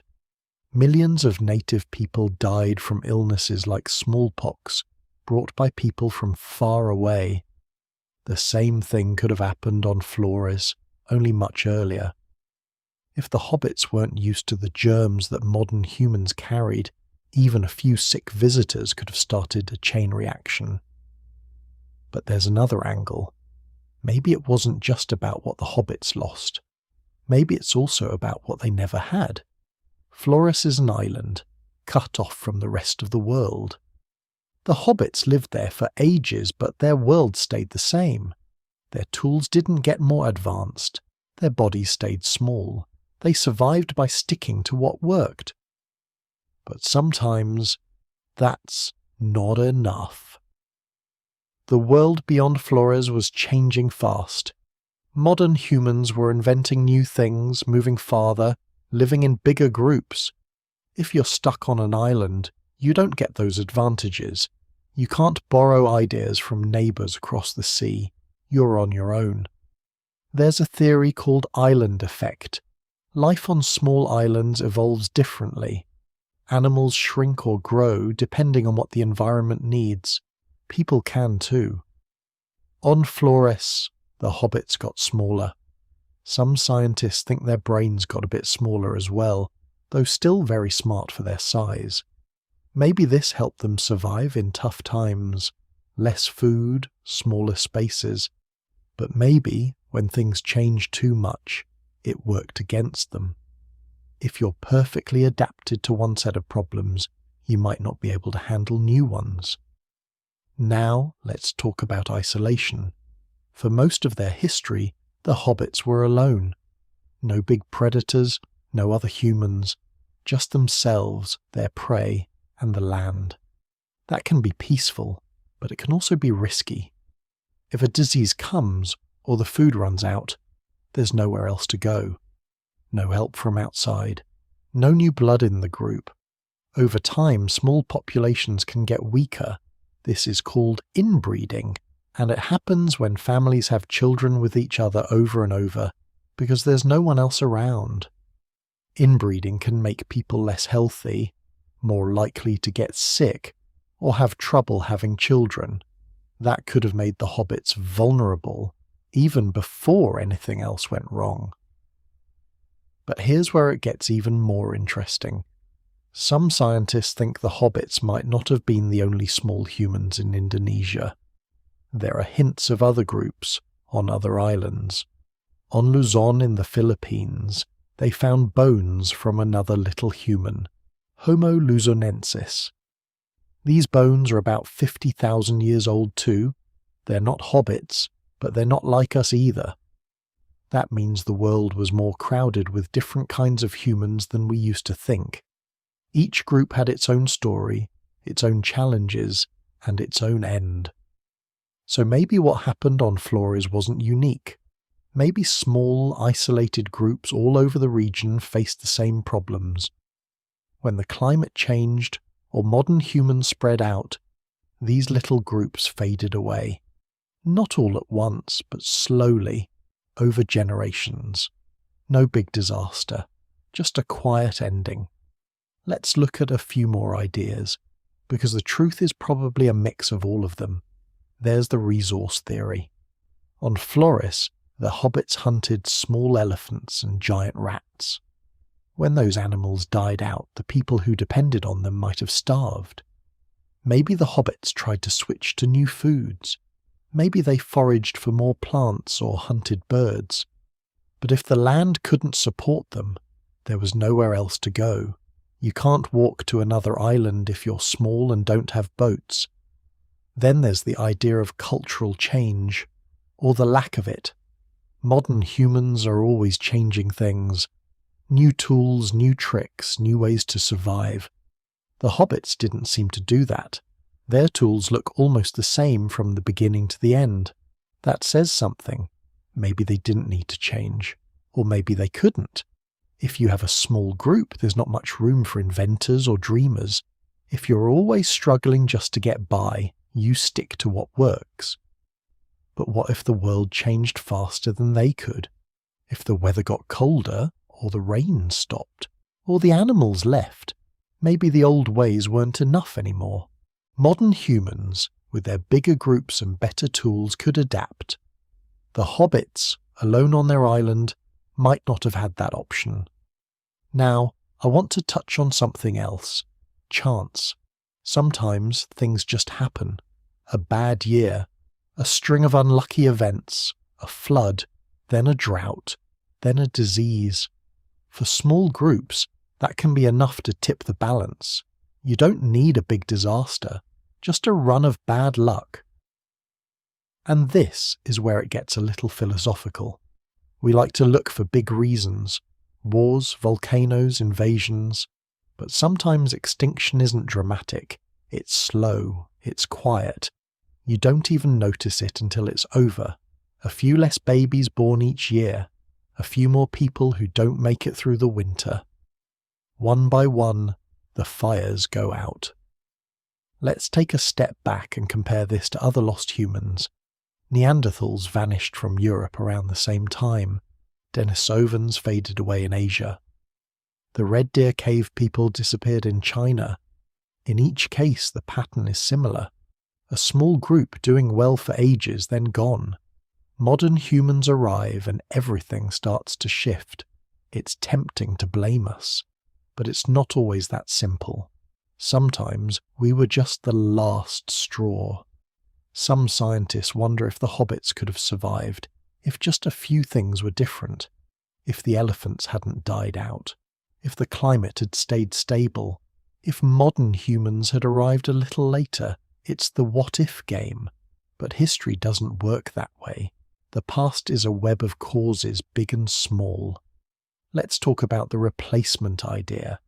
When modern humans show up, other groups disappear. That's true for Neanderthals, Denisovans, maybe even the hobbits. But it's not always about fighting. Sometimes it's just competition for space, food, or shelter.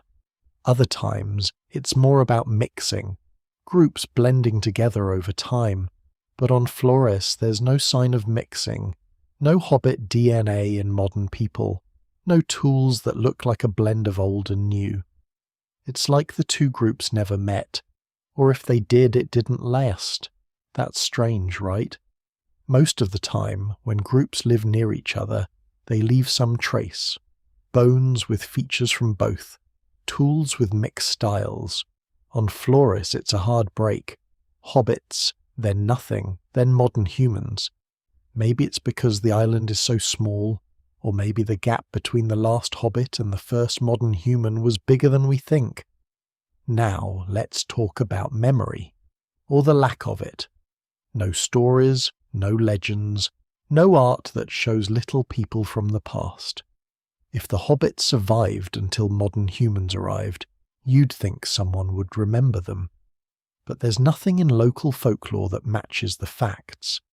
There are stories about spirits and small beings, but nothing that clearly points to real ancient people. That silence is powerful. It might mean the hobbits were already gone when our ancestors came, or maybe over thousands of years the memories just faded away. So, putting it all together, was it nature, competition, disease, bad luck, or something we haven't even thought of? The answer is probably yes, to all of it. Real history is messy. Lots of causes, big and small, all tangled up. Here's what we can say for sure. The hobbits lasted a very long time on Flores. They survived in a tough place, through storms, fires and eruptions. They did it with simple tools and small bodies in a world that didn't always play fair. Then, something changed. Maybe the world got harder. Maybe new people arrived. Maybe both. The hobbits faded from the record and the island moved on. What strikes me most is how close they came to lasting even longer. If just a few things had been different, maybe there would still be tiny people on Flores today. Maybe we'd be telling a different story, one about survival, not loss. But even now, their bones and tools teach us something important. Survival isn't just about brains or strength. It's about timing, luck, and sometimes just being in the right place at the right moment. The hobbits show us that even the smallest humans can leave a big mark. And here's a thought. It's possible. There are still secrets out there. Hidden bones, buried tools, stories waiting in the ground. Maybe the hobbits didn't vanish all at once. Maybe some lasted longer, in caves nobody searched yet.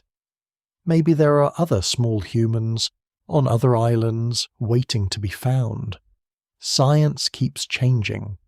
Every year, new discoveries pop up that rewrite the story. Just a few decades ago, nobody believed little people like the hobbits even existed. Now, we know they were real. Who knows what the next dig will uncover? The story of the hobbits isn't just about the past. It's about questions. Why do some groups survive while others vanish? How much is luck and how much is choice? What makes a home safe for a while, then dangerous the next day? It's also about connection. The hobbits weren't us, but they were close. They made tools, hunted, gathered, cared for their families. They faced danger, solved problems, and probably laughed and dreamed just like we do. Their story is part of our story, even if it ended before ours really began. So in the end, what happened to the hobbits? We don't know for sure. Maybe we never will. The evidence is thin, the clues are scattered, and the island keeps its secrets well. But that's what makes the mystery so powerful. It reminds us that not everything in history can be explained with a neat answer. Sometimes, the best we can do is ask good questions, keep searching, and remember that the past is always just a little out of reach. And maybe, somewhere out there, new clues are waiting. Not just on Flores, but everywhere people have lived and dreamed and disappeared. The story isn't finished. Not yet. Next, let's see how the folklore of Flores might hold echoes of the hobbits, hints woven into old stories, passed down through the generations, even if the facts have faded. Sometimes, memory survives where bones and tools cannot. Let's look for echoes. When scientists finished digging up the caves and piecing together the bones, they didn't just pack up and leave. They started listening. Not to the rocks or the bones this time, but to the people who live on Flores today. Because here's a twist. The island isn't just full of old bones and empty landscapes. It's alive with stories. Old ones, passed down through families, told around fires or whispered on long walks through the forest. And in those stories, people speak of little people. Not just any little people, but small, clever beings who live in the hills, steal food and sometimes play tricks on travellers. They have a name for them, Gogo. It means something like grandmother who eats everything. It's a strange name, but it says a lot. These aren't friendly fairies or gentle spirits. The Gogo are tricky, hungry, and not entirely human. So, what do these tales actually say?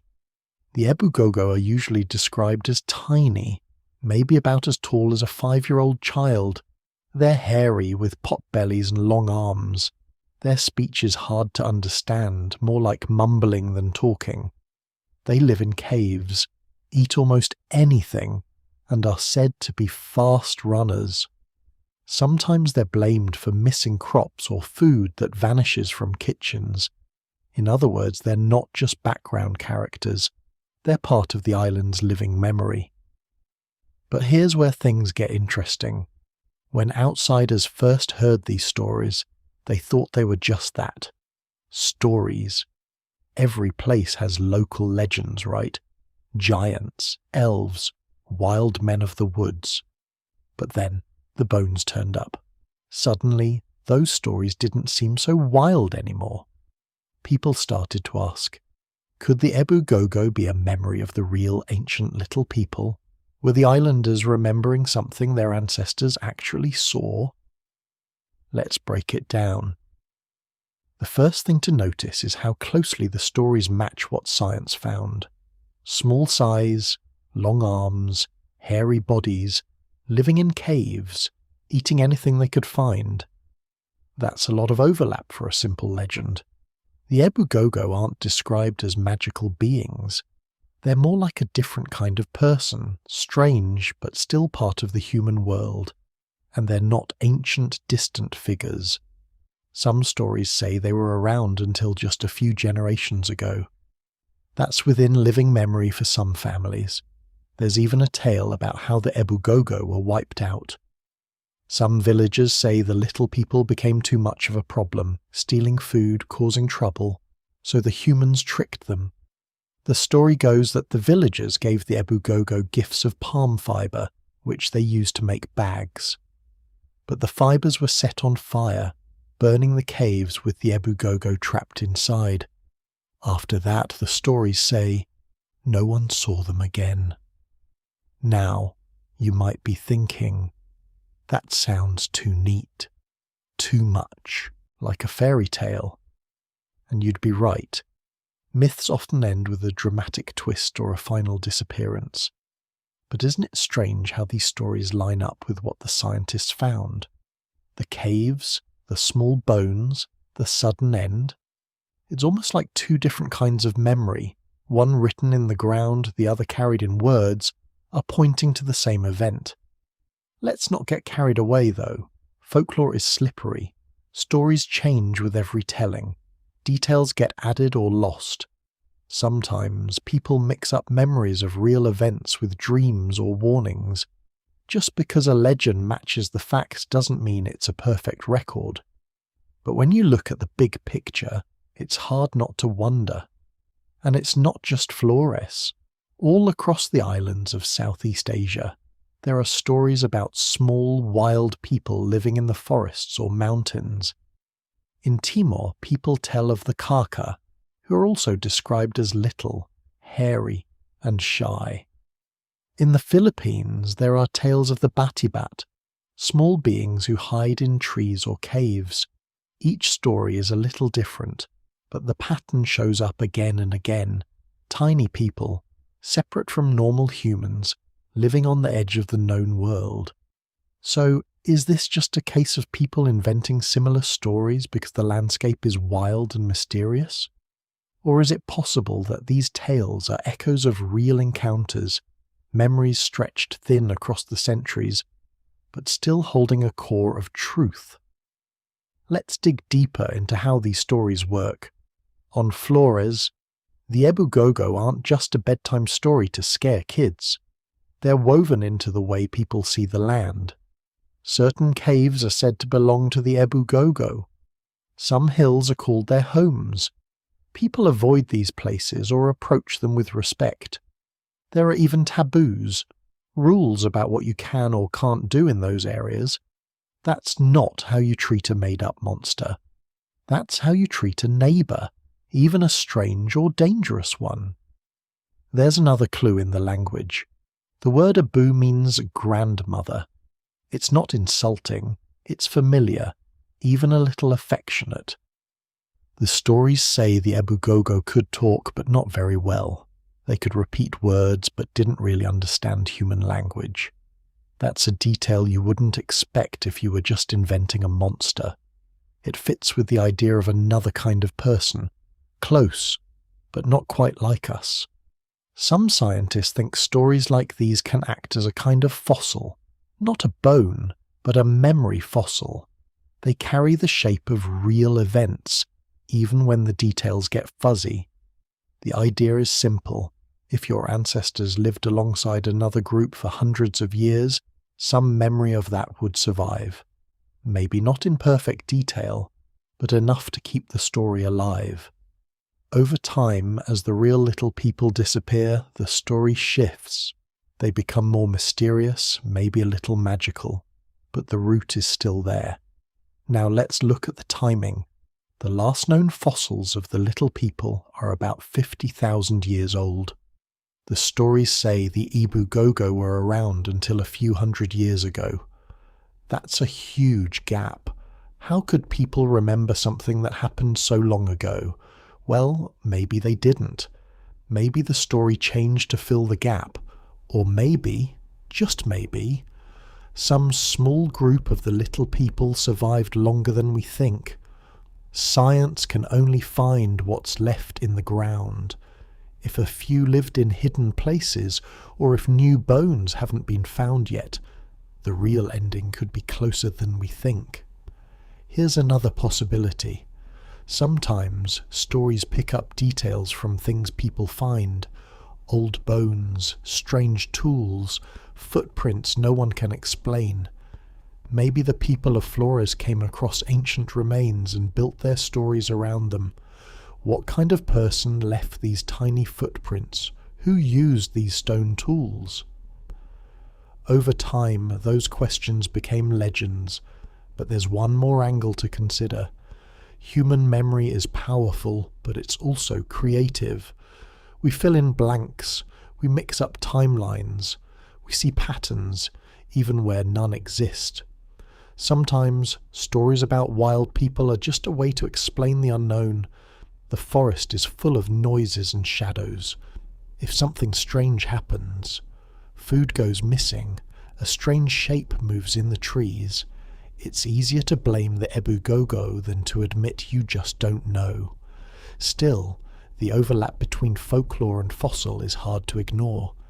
It's not just the small size or the caves. It's the way the stories treat the Ebu Gogo as human, but different. Not spirits, not animals, something in between. That fits what scientists see in the bones, people, but not like us. There are even a few modern sightings. Some people on Flores claim to have seen tiny hairy people in the forest. Most scientists are skeptical.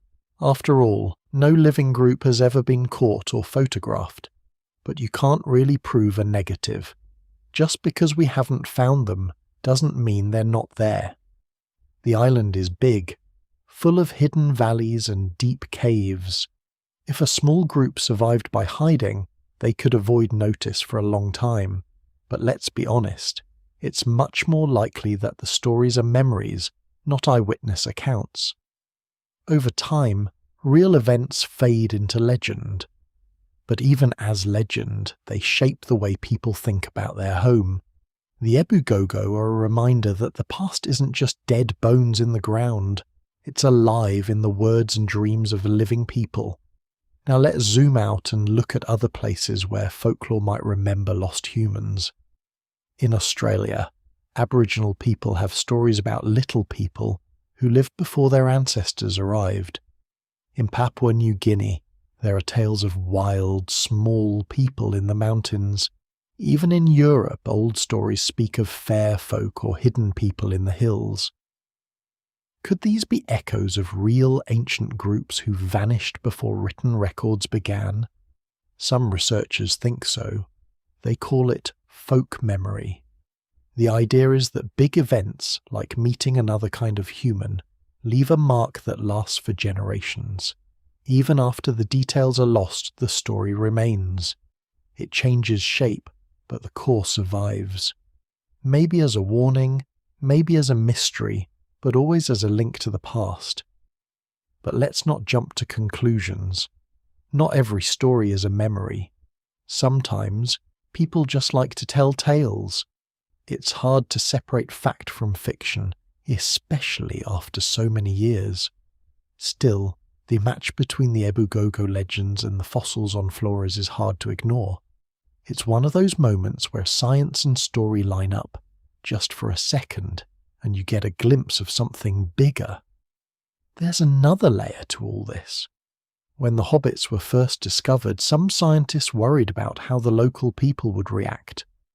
Would they be upset about their island's new fame? Would they see the hobbits as monsters or as ancestors? It turned out most people took it in stride. Some even said, "We already knew about the little people, you just found their bones." That's a powerful thing. It shows that science and tradition can work together. Not always, but sometimes. So, what does all this mean? The evidence from folklore doesn't prove that the hobbits survived into recent times, but it does suggest that the memory of another kind of human can last a very long time. Maybe not in perfect detail, but enough to leave a mark. Enough to shape the way people see their world. And here's what strikes me most. Stories are a kind of survival. The hobbits themselves are gone. Their bodies are dust, their tools buried in the earth. But the idea of them lives on. In stories, in warnings, in names for hills and caves. That's a different kind of footprint. One that can last even longer than bones. Science is good at digging up the past. It finds facts, measures bones, draws timelines. But stories do something else. They connect us across generations to people we'll never meet. They remind us that the past isn't just about what happened. It's about what we remember and what we choose to carry with us. So the next time you hear a story about strange little people in the woods or wild men in the mountains, pause for a second. Maybe it's just a story. Or maybe, just maybe, it's an echo. A long, thin thread connecting us to a stranger, older world. The island of Flores is quiet now. The caves hold their secrets. But in the villages, stories still drift on the night air. Grandmothers and children sit by the fire telling tales of the Gogo, the hungry ones, the little people who once shared the land. Maybe the bones and the stories are two sides of the same truth. Maybe, in the end, memory is the last thing to vanish.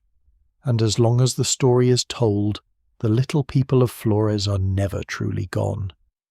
Now let's step back and think about what all this means for us. Not just for Flores, but for the question of what it means to be human and how stories and bones together shape our sense of where we come from. So we followed the trail from ancient bones and strange tools to old stories still told at night. But let's zoom out even further. What does it actually mean that these little humans once shared the world with us? Why does it matter that they lived and then vanished? First, just imagine it. For most of history, humans weren't alone. There were other people out there. People who weren't exactly like us. Some were bigger, some were smaller, some looked almost the same, and some looked pretty different. At times, the world wasn't just one kind of human. It was a patchwork. Different groups, different bodies, maybe even different ways of thinking. That's a big thought. It turns the idea of human into something a lot more flexible than we usually picture. Homo floresiensis, The Hobbits are just one example, but they're a striking one. Here's a group that survived in a place most people wouldn't even visit. They did it their way, with their own tools and their own style, and for a while they made it work. This tells us that being human isn't just one thing. It's not about having a certain brain size or using fire or even making art. It's about adapting, surviving, and sometimes hanging on by your fingernails in a tough place. And here's another thing. When you find a whole different kind of human, you start to wonder, what counts as us? Where's the line? Is it in the way you look, the way you talk, the tools you use, or is it something else? The little people of Flores were not just strange monkeys. They walked upright. They made stone tools. They probably talked, at least a little. In some ways, they were very close to us. In other ways, they were far away. This shakes up the old story. For a long time, people thought human history was a straight line. First, there were apes. Then, slowly, they stood up and got smarter. Finally, modern humans showed up and took over. Simple as that. But now, it looks more like a tangled web. Lots of different branches. Some lasted a long time, some ended quickly. Sometimes branches crossed. Sometimes they snapped off and disappeared. Flores makes us ask, what if things had turned out differently? What if the little people or some other group had lasted longer? What if there was still more than one kind of human in the world? It's not as far-fetched as it sounds. For most of our past, that was the normal state of things. One kind was never the only kind. But when scientists first announced the discovery of the hobbits, many people were uncomfortable. Some just flat out refused to believe it. They said the bones must belong to sick or damaged humans, maybe people with diseases that made them small. Others argued that it was impossible for a group to stay so different on such a small island for so long. But the evidence is strong. The skulls, the leg bones, the teeth, all different from ours in ways that don't match any modern disease. The tools show a clever way of life, not just survival. So, the idea stuck, and it changed the way people think about our family tree. The next big question is, why did these little people vanish? We already talked about the possible causes: nature, newcomers, changing climate, and more. But on a deeper level, it raises another idea. Survival isn't guaranteed. Even if you're clever, even if you last a long time, things can change fast. A volcano erupts, a new group arrives, the weather flips. Suddenly, what worked for thousands of years just stops working, and that's a lesson that still matters. We like to think humans are special, that we're clever enough to always find a way out. But the story of Flores is a reminder. Sometimes the world changes faster than you can adapt. Sometimes luck runs out. The little people were tough. They made it through dangers we can barely imagine. But in the end, they disappeared. Now, let's talk about what their existence means for how we see ourselves. For a long time, people thought humans were the only ones to make fire, use tools, or bury the dead. But now we know other groups did some of these things too. Neanderthals used fire and made art. Denisovans left behind tools and jewellery. Even Homo floresiensis had their own toolkit. That means the line between us and them is blurry. It makes you wonder, what would it have felt like to meet someone who looked almost human, but not quite? Would you recognize them as a person, or would they seem too different? And how did the little people see us if they ever met our ancestors?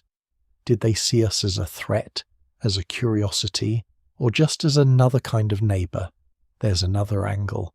The discovery of the hobbits forces us to think about difference in a new way.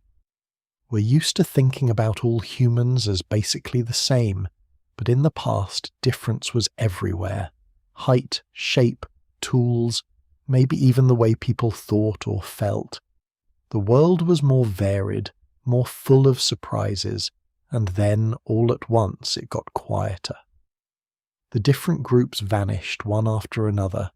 Now only one kind of human is left, us. The rest are dust or bones in caves or stories whispered in the dark. That's a sobering thought. It means we're the last of our kind, but also the last of many kinds. We carry their memory, if only in traces, in our genes, in our stories, in the shape of our hands and faces. Here's where things get even stranger. The genetic evidence shows that some of these lost humans left a mark in our DNA. People living today, especially in Asia and the Pacific, carry tiny bits of Neanderthal and Denisovan DNA. That means our ancestors met and sometimes had children with these other groups. But so far, no one has found clear genetic traces of the little people of Flores in living humans. Maybe because they were too different. Maybe because they vanished before our ancestors arrived. Or maybe we just haven't looked in the right places yet. Still, the idea is there. We're a mixture of many stories, some told in blood, some told in bone, and some told around a fire at night. The world is quieter now, but the echoes are still there. Think about islands for a minute. They're like little laboratories. Strange things happen on islands. Animals shrink or grow. Plants change shape. People too can end up taking very different paths from the rest of the world. Flores is a perfect example. The little people there seem to be the result of isolation, cut off from the mainland, facing unique challenges, finding their own answers. This raises a simple but deep question. What's possible, given enough time and the right setting? If humans can change so much, just by being on an island, what might have happened on other islands we haven't even explored yet? Could there be more surprises waiting, under layers of rock and dirt, or in stories that haven't been told in years? Let's also look at the way stories and science work together. Usually we think of them as separate. Science is about facts. Stories are about feelings and meaning. But here they overlap. The bones in the cave tell one piece of the story. The legends of the Gogo tell another. Put them together and you get a kind of double vision, seeing the past through two lenses at once. That's not just a neat trick. It's a model for how we can understand the world. Facts matter, of course, but so do the ways people remember, imagine, and give meaning to their world. Sometimes, a story holds on to a truth that bones alone can't show. Sometimes the land remembers, even when people forget. And this leads to something else. The discovery of the little people of Flores changed how locals see their own land. Science gave a new kind of weight to old stories. Suddenly the hills and caves weren't just interesting places, they were proof of a deep shared past. That can be a source of pride or wonder or even fear. It shows that the past isn't finished. It keeps shaping the present in ways you might not expect. Here's a thought that always gets me. The more we find out about our past, the more mysterious it becomes. Every new discovery opens up more questions. Who else was out there? What did they think about? How did they see the world? We may never know the answers, but just knowing to ask the questions changes us. And there's a lesson in humility here. For all our cleverness, we're not the center of the universe. We're just one branch on a big tangled tree. There were others before us. There could have been others after. We made it, but only just. Luck, timing, maybe a few good ideas. That's all that separates us from the ones who didn't make it. So when you hear about the little people of Flores, don't just think of them as a curiosity. Think of them as a reminder. The world is stranger, older, and more complicated than we usually imagine. The past is full of lost possibilities. Some were wiped out by disaster. Some faded quietly. Some became stories, told over and over, until even the memory of them became foggy. The existence of the little people also changes how we think about difference. In the world today, people often struggle with the idea of us and them, but the story of Flores shows that difference is natural. It's part of being alive. Sometimes it leads to conflict. Sometimes it leads to new ideas. Sometimes it just is. The little people weren't monsters or heroes. They were just another way of being human. Here's another angle to consider. If the little people could survive, adapt, and thrive in such a tough place, what might we be able to do? What limits could we break if we had to? Their story is one of survival, but also of change. They didn't stay the same. They learned, they adapted, they found ways to keep going. Maybe that's the real lesson. Survival isn't just about being strong. It's about being flexible, about changing when you need to. And there's a kind of hope in that. The past is full of endings, but also of new starts. The little people disappeared, but their story didn't end there. It became part of the land, part of the stories, part of the questions we still ask today. One last thing. The discovery of the hobbits on Flores shook up the world of science. It forced researchers to rethink old ideas. It made people question what they thought they knew. And it reminded everyone that there's still so much left to discover. The world isn't finished revealing its secrets. The next strange fossil or the next surprising story could change everything we thought we understood. So, to sum it up, the existence of the little people of Flores means the world was once more crowded, more varied, and more surprising than we ever guessed. It shows that being human comes in many shapes and sizes. It reminds us that stories and science can work together, each filling in the gaps left by the other. And it leaves us with big questions about survival, about difference, about what it means to be us. Maybe the most important thing isn't the answer, but the search itself. The act of wondering, of listening to old stories, of digging in the dirt, of piecing together clues. That's how we honour the ones who came before. That's how we make sense of our place in the world. We're not alone, not really. Even if the other kinds of humans are gone, their traces are all around us. In the land, in the stories, sometimes even in our own bodies. We're the end of a long line, but also the start of something new. And the story isn't over. Tomorrow, someone might find a new cave, a new bone, a new story that shifts everything once again. So, as you drift towards sleep, think about the little people of Flores. Imagine the world as it was, full of shadows, full of voices, full of lives that were different but not so far from our own.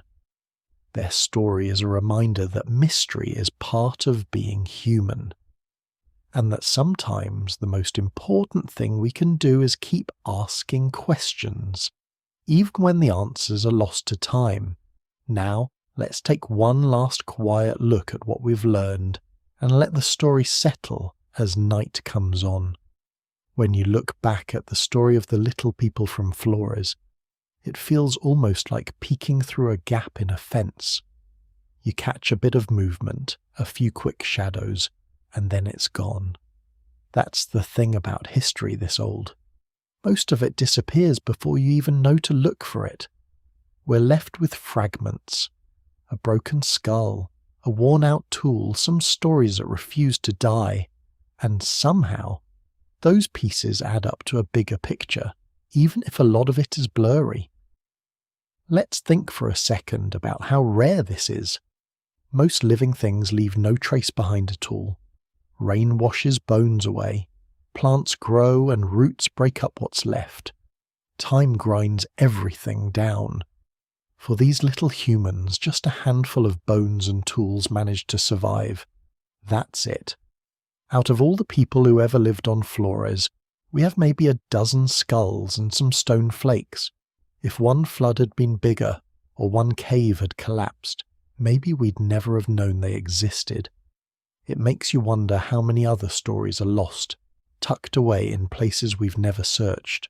And yet, what we do find changes everything. It's like finding a new piece in a puzzle you thought was finished. Suddenly the whole picture looks different. You see new shapes, new colours, possibilities you never thought about before. Here's something to chew on. The little people weren't just a random side note. Their story forces us to rethink what's possible. For a long time, people believed that big brains and advanced tools were the only path to survival. But these islanders made it work with what they had. Their brains were small compared to ours, but they solved problems in their own way. They used sharp rocks to cut and scrape.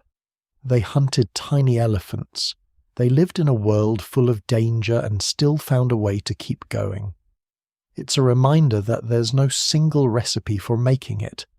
Sometimes, being different is exactly what helps you survive. Let's talk about that difference for a moment. It's easy to look at old bones and see only what's missing.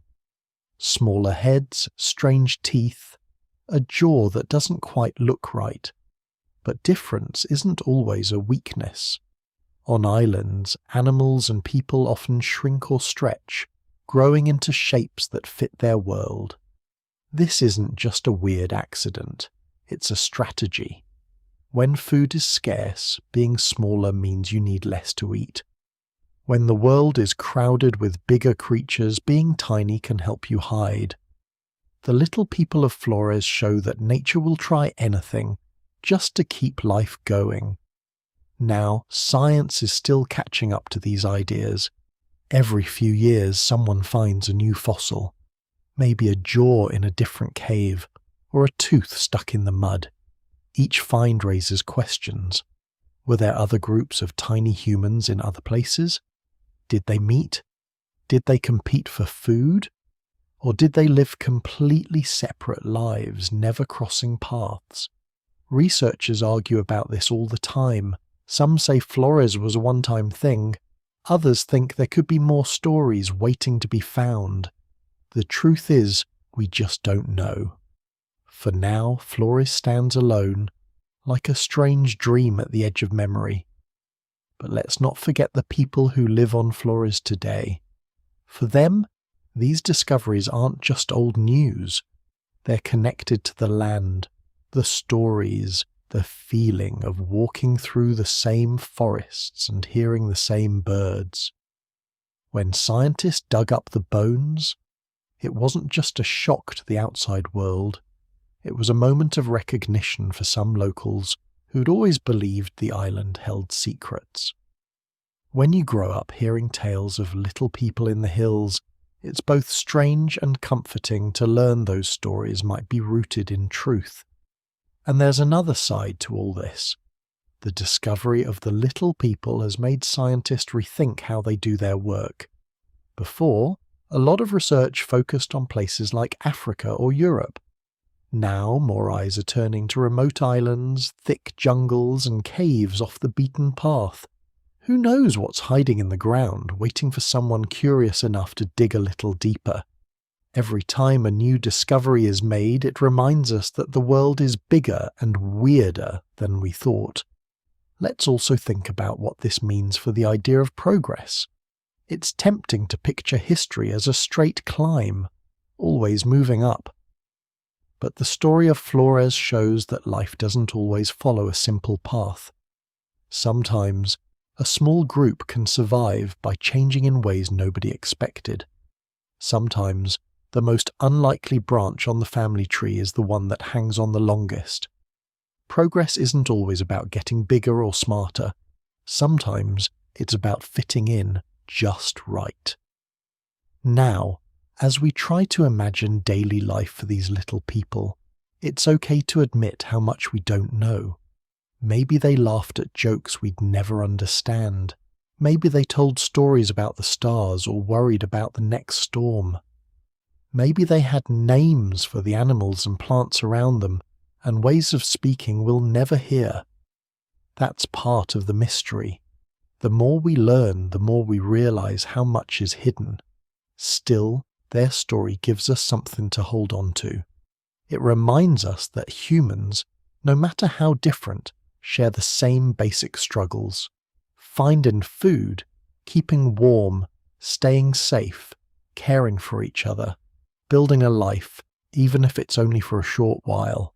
That's the thread that connects us across all these lost years. And here's something gentle to take with you. The past isn't just a list of who survived and who didn't. It's also a record of experiments, of ways of being that didn't last but still mattered. The little people of Flores were one of those experiments.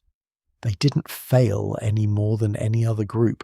They just played their part and then moved on, leaving questions behind. So what do we do with this story now?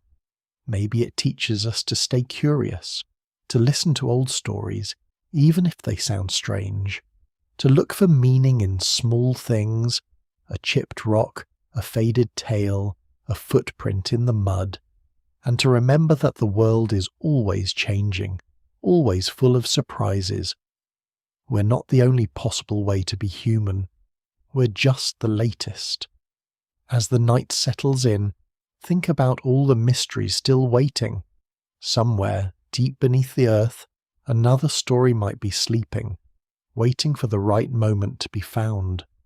Until then, the little people of Flores remind us to wonder, to imagine, and to hold space for everything we don't know. That's what keeps history alive, and that's what keeps us reaching forward, even as we dream of the past.